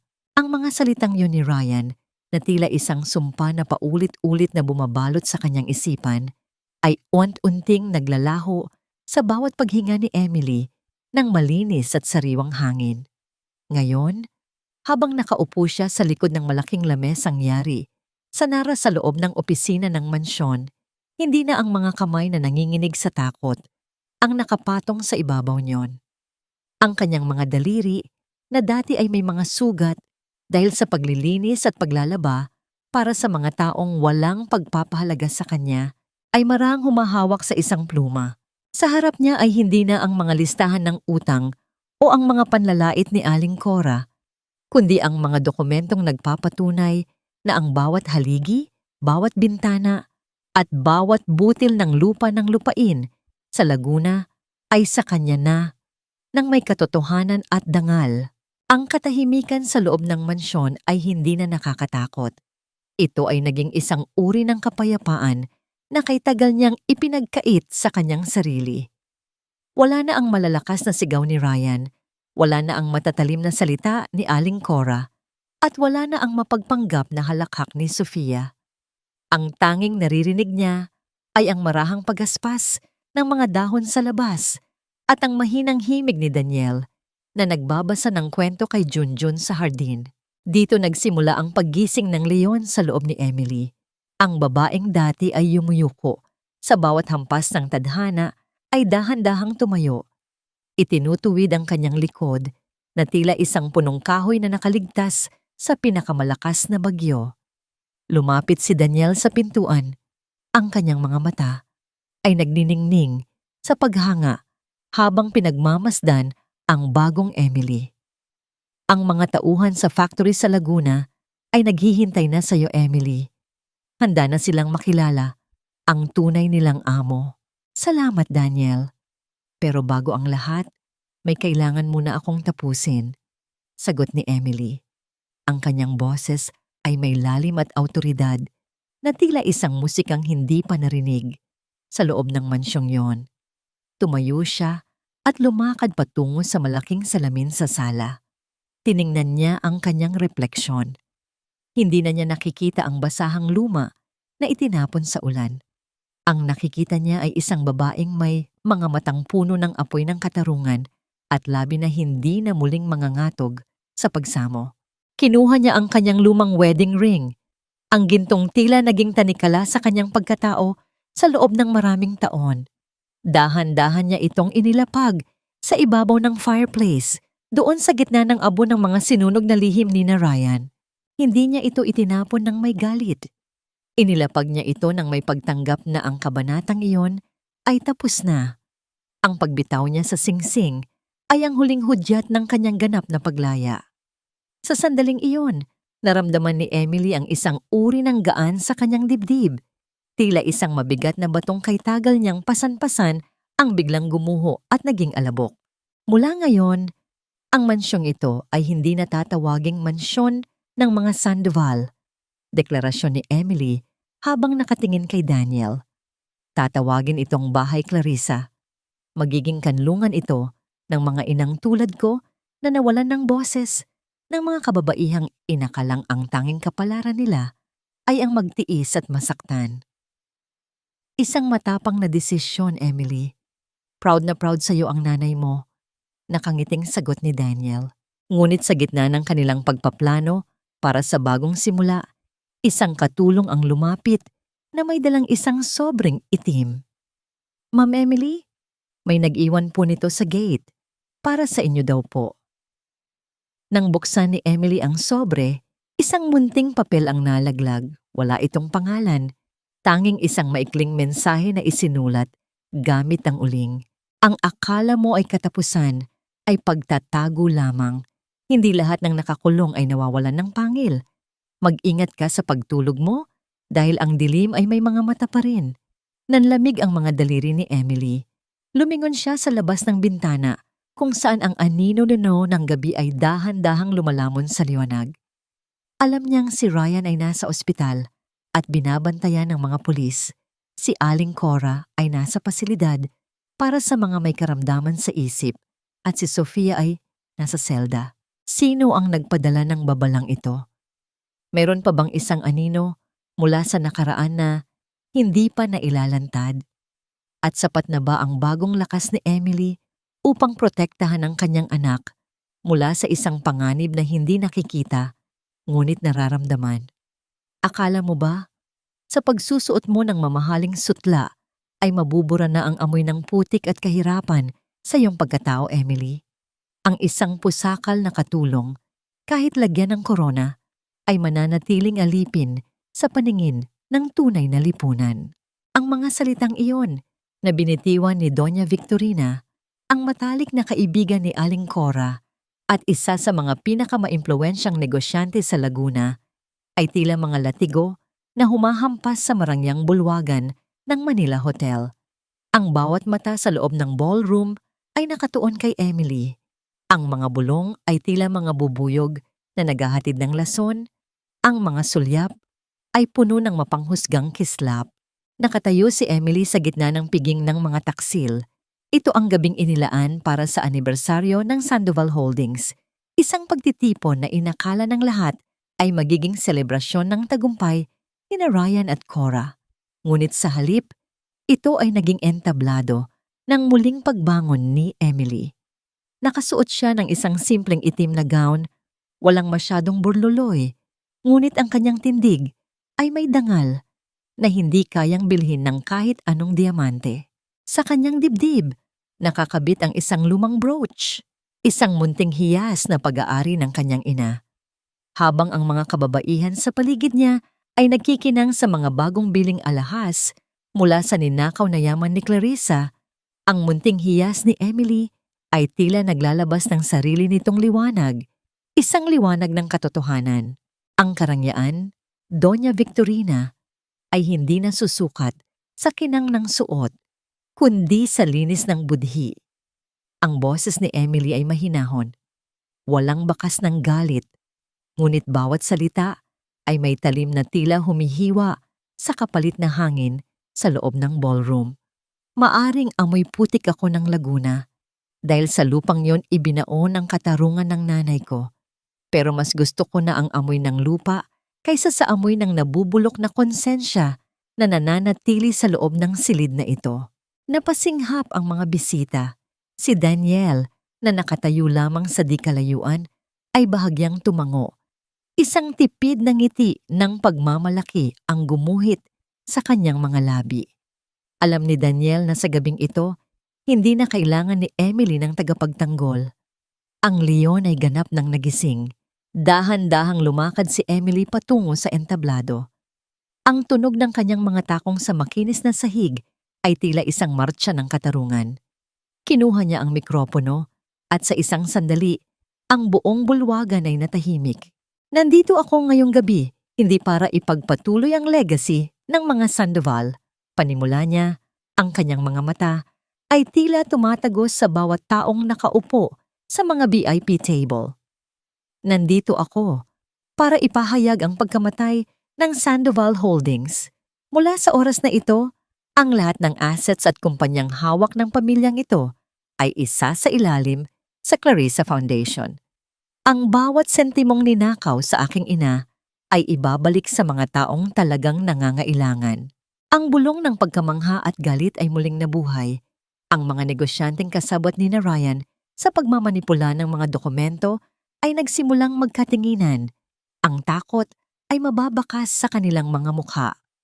Alam nilang ang pagbagsak ng mga Sandoval ay ang simula rin ng kanilang sariling pagkagunaw. Ngunit sa gitna ng kanyang talumpati, may napansin si Emily sa dulo ng bulwagan. Isang waiter na may suot na maskara na tila kanina pa nakatitig sa kanya nang hindi gumagalaw. May hawak itong isang tray at sa ibabaw niyon ay may isang maliit na sobre. Ang parehong itim na sobre na natanggap niya sa mansyon. Naramdaman ni Emily ang mabilis na pagtibok ng kanyang puso. Ang kanyang boses ay bahagyang nanginginig, ngunit pinilit niyang tapusin ang kanyang pahayag. Ang katarungan ay hindi lamang tungkol sa pagpapakulong sa mga may sala.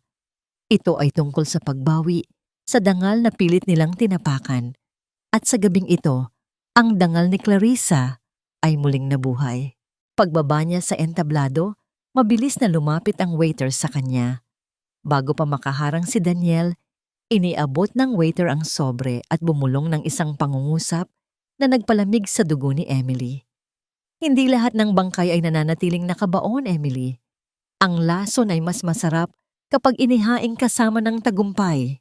Mabilis na naglaho ang waiter sa gitna ng karamihan. Nanginginig ang mga kamay na binuksan ni Emily ang sobre. Sa loob niyon ay may isang piraso ng tela. Isang piraso ng paboritong kumot ni Junjun na iniwan niya sa mansyon kasama ang yaya nito. Isang matinding kilabot ang lumamon kay Emily. Tumingin siya kay Daniel. Ang kanyang mga mata ay puno ng takot na walang katulad. Daniel, si Junjun. Wala siya sa mansyon. Sa sandaling iyon, ang paligid ay tila naglaho. Ang musika, ang mga tao, ang tagumpay, lahat niyon ay naging walang saysay. Ang piging ng mga taksil ay hindi pa pala tapos. May isa pang traidor na hindi nila nakita. Isang taong handang pumatay ng pinakaimportanteng bahagi ng buhay ni Emily upang makuha ang huling ganti. Sino ang kumuha kay Junjun? At paano nakapasok ang kaaway sa loob ng kanilang kuta nang hindi nila napapansin?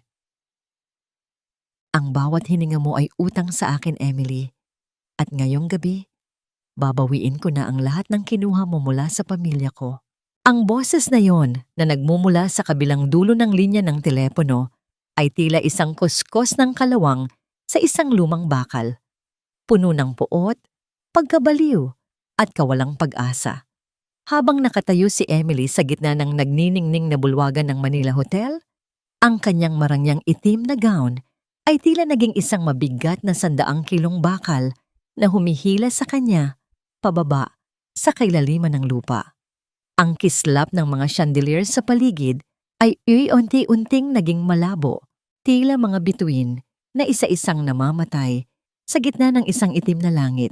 Sa kanyang nanginginig na kamay, mahigpit niyang hawak ang piraso ng tela mula sa kumot ni Junjun. Nararamdaman niya ang amoy ng kanyang anak, amoy ng baby powder at gatas, na ngayon ay nahahaluan ng malansang amoy ng panganib.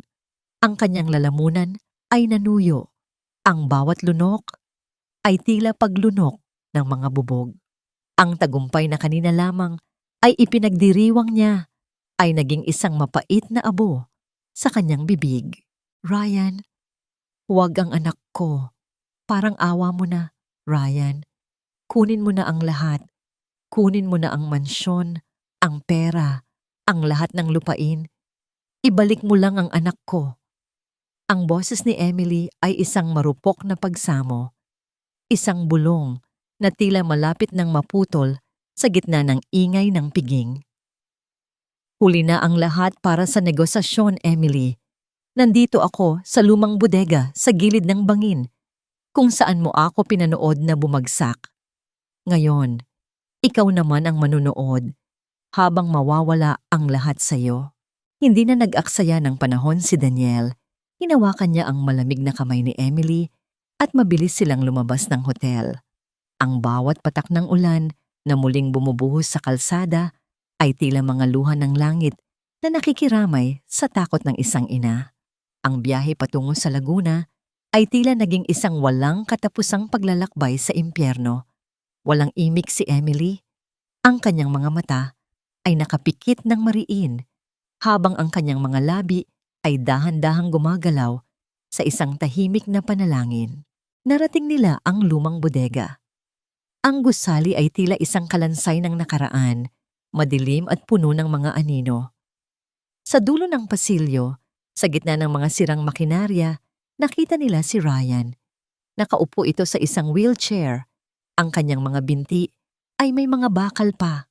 Ang mukha ay baluktot sa galit at desperasyon. At sa tabi niya, nakatali sa isang maliit na silya, ay si Junjun.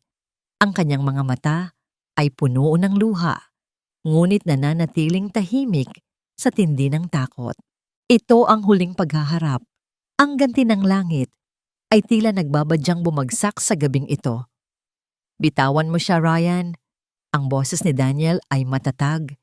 Tila isang pader na humaharang sa pagitan ng panganib at ng kanyang mga mahal sa buhay. Wala ka nang matatakasan. Ang mga pulis ay papunta na rito. Tapusin na natin ito nang walang nasasaktan. Nasasaktan? Daniel, matagal na akong patay.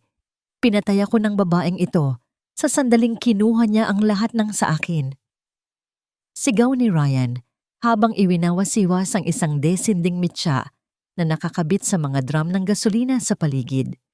Kung hindi ako magiging masaya, walang magiging masaya. Sa halip na sumigaw o mag-hysterical, dahan-dahan siyang humakbang pasulong.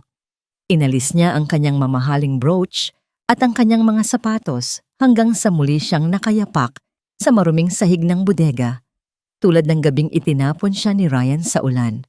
Ryan, tingnan mo ako. Ani Emily, ang kanyang boses ay puno ng isang uri ng habag na mas masakit pa kaysa sa galit. Tingnan mo ang anak mo. Sa kabila ng lahat ng ginawa mo, tinatawag ka pa rin niyang papa sa kanyang pagtulog. Ganyan ka ba kaduwag na kailangan mong pumatay ng inosenteng bata para lang maramdaman mong panalo ka? Huwag mo akong sermonan, Emily. Hindi kita sinisermonan ng Ryan. Pinapaalalahanan kita na ang tunay na karma ay hindi ang pagkakulong. Ang tunay na karma ay ang mabuhay ka na alam mong wala ng kahit isang tao sa mundong ito ang magmamahal sa iyo dahil sa sarili mong kagagawan. Napatigil si Ryan. Ang mitsa sa kanyang kamay ay bahagyang bumaba. Ang katotohanan ng mga salita ni Emily ay tila isang lason na dahan-dahang pumasok sa kanyang isipan. Sa isang sandali ng kahinaan, tiningnan ni Ryan si Junjun. Nakita niya ang kanyang sariling mga mata sa bata.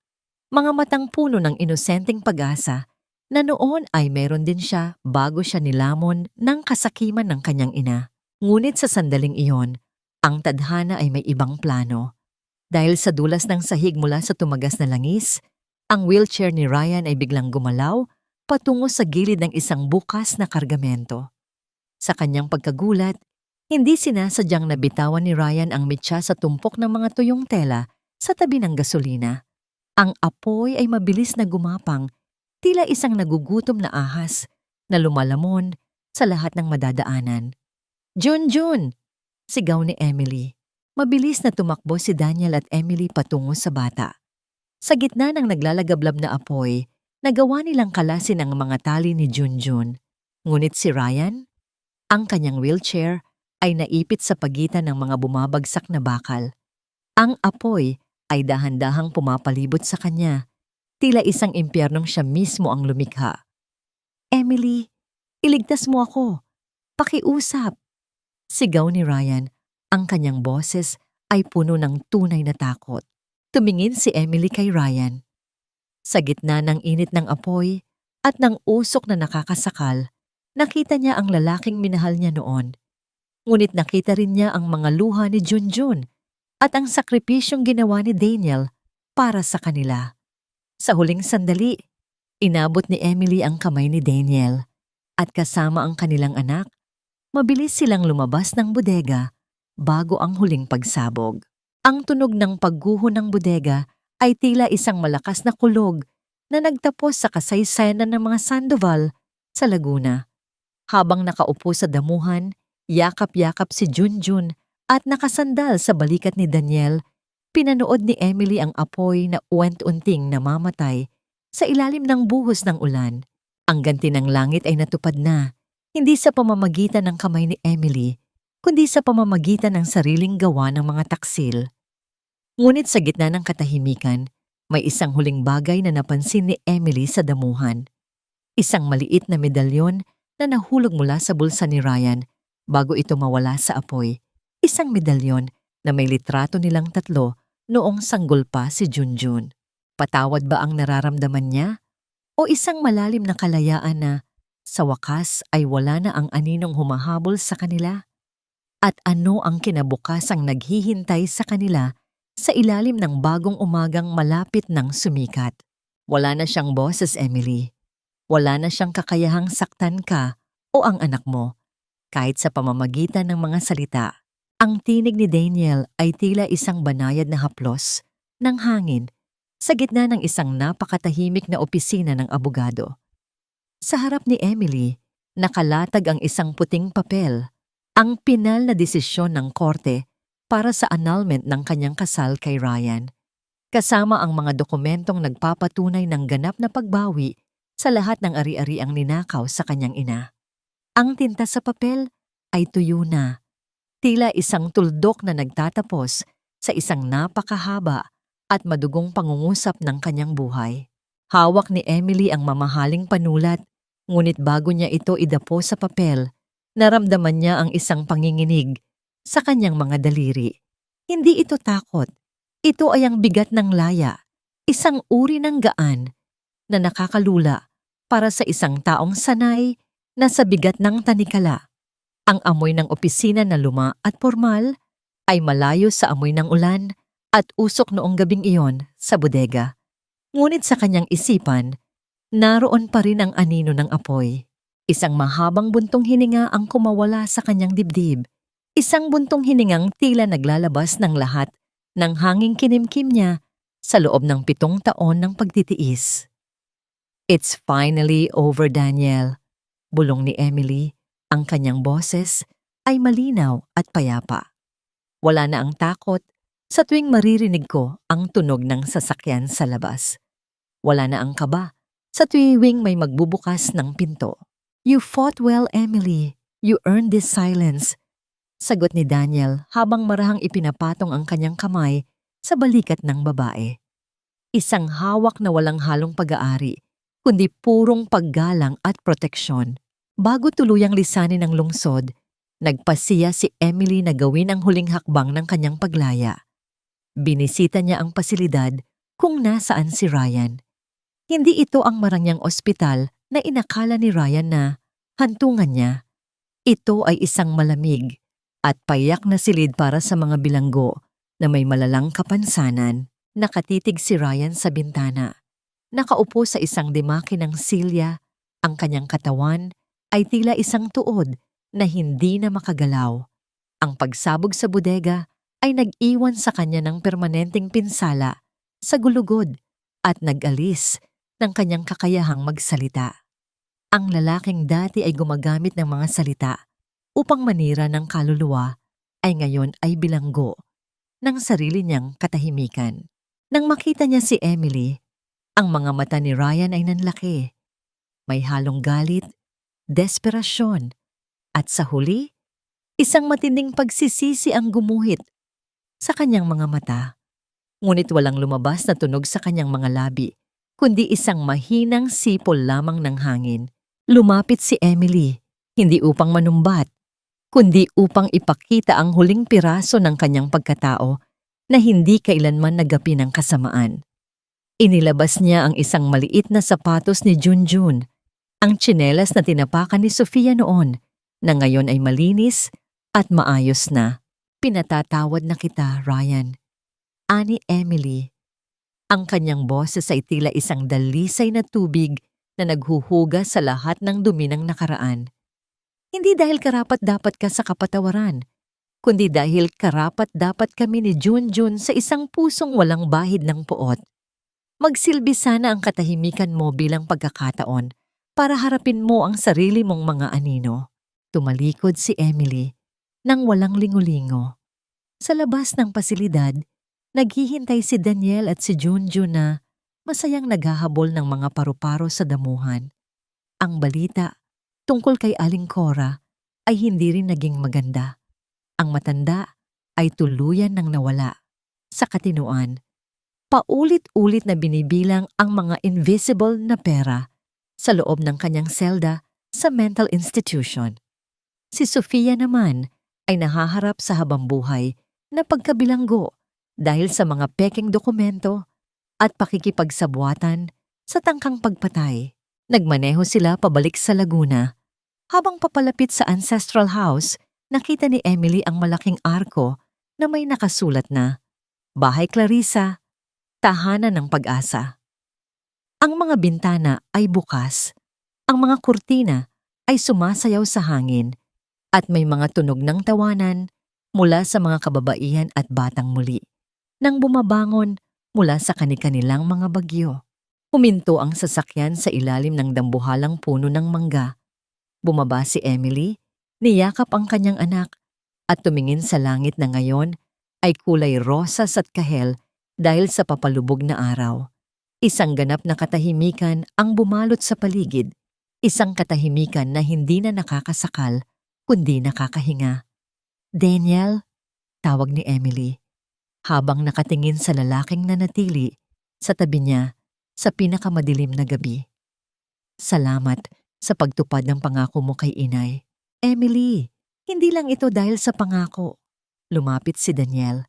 Ang distansya sa pagitan nila ay pununo ng isang uri ng damdamin na kay tagal nilang itinago. "Ginawa ko ito dahil sa iyo. Dahil ikaw ang liwanag na nagligtas din sa akin mula sa sarili kong pagsisisi." Dahan-dahang inabot ni Daniel ang kamay ni Emily, pinagsalikop ang kanilang mga daliri sa ilalim ng lilim ng puno. Walang halik, walang mabulaklak na salita, kundi isang matibay na pangako ng isang bagong simula. Ang paghilom ay hindi isang mabilis na proseso, ngunit sa hawak na yon, alam ni Emily na hindi na niya kailangang maglakad ng mag-isa. Ang ulan ay tila naging isang malayo ng alaala. Ang tanging nananatili ay ang init ng kamay ni Daniel at ang tawa ni Junjun na umaalingaw-ngaw sa malawak na lupain ng Laguna. Maaari bang maging ganito kapayapa ang mundo pagkatapos ng isang napakalakas na bagyo? At sapat na ba ang pag-ibig na ito upang burahin ang bawat latay na iniwan ng mga taksil sa kanyang puso? Ang bawat bagyong dumadaan sa ating buhay ay may dalang dalawang bagay. Isang pagkawasak na tila walang katapusan at isang lupang basa na handang magpatubo ng mga bagong simula. Sa gitna ng malawak na hardin ng Bahay Clarissa sa Laguna, ang sikat ng araw ay tila mga gintong daliri na humahaplos sa mga talulot ng mga rosas at gumamela. Wala na ang rurok ng ulan na dati ay tila sumusumpa sa kapalaran ni Emily. Ang hangin ay amoy damo at amoy pag-asa, malayo sa malansang amoy ng gasolina at takot na namayani sa kanyang nakaraan. Nakatayo si Emily sa harap ng puntod ng kanyang ina na ngayon ay napalilibutan na ng mga puting bato at malalagong halaman. Hindi na siya nakaluhod sa putik. Nakatayo siya ng matuwid, suot ang isang simpleng puting bestida na sumasayaw sa ihip ng hangin. Sa kanyang tabi ay si Daniel, ang lalaking naging anino at liwanag sa kanyang pinakamadilim na oras. "Inay, tignan mo kami ngayon," bulong ni Emily. Ang kanyang boses ay tila isang himig ng pasasalamat. "Ang bawat patak ng luha ko noon ay naging dilig para sa mga bulaklak na ito.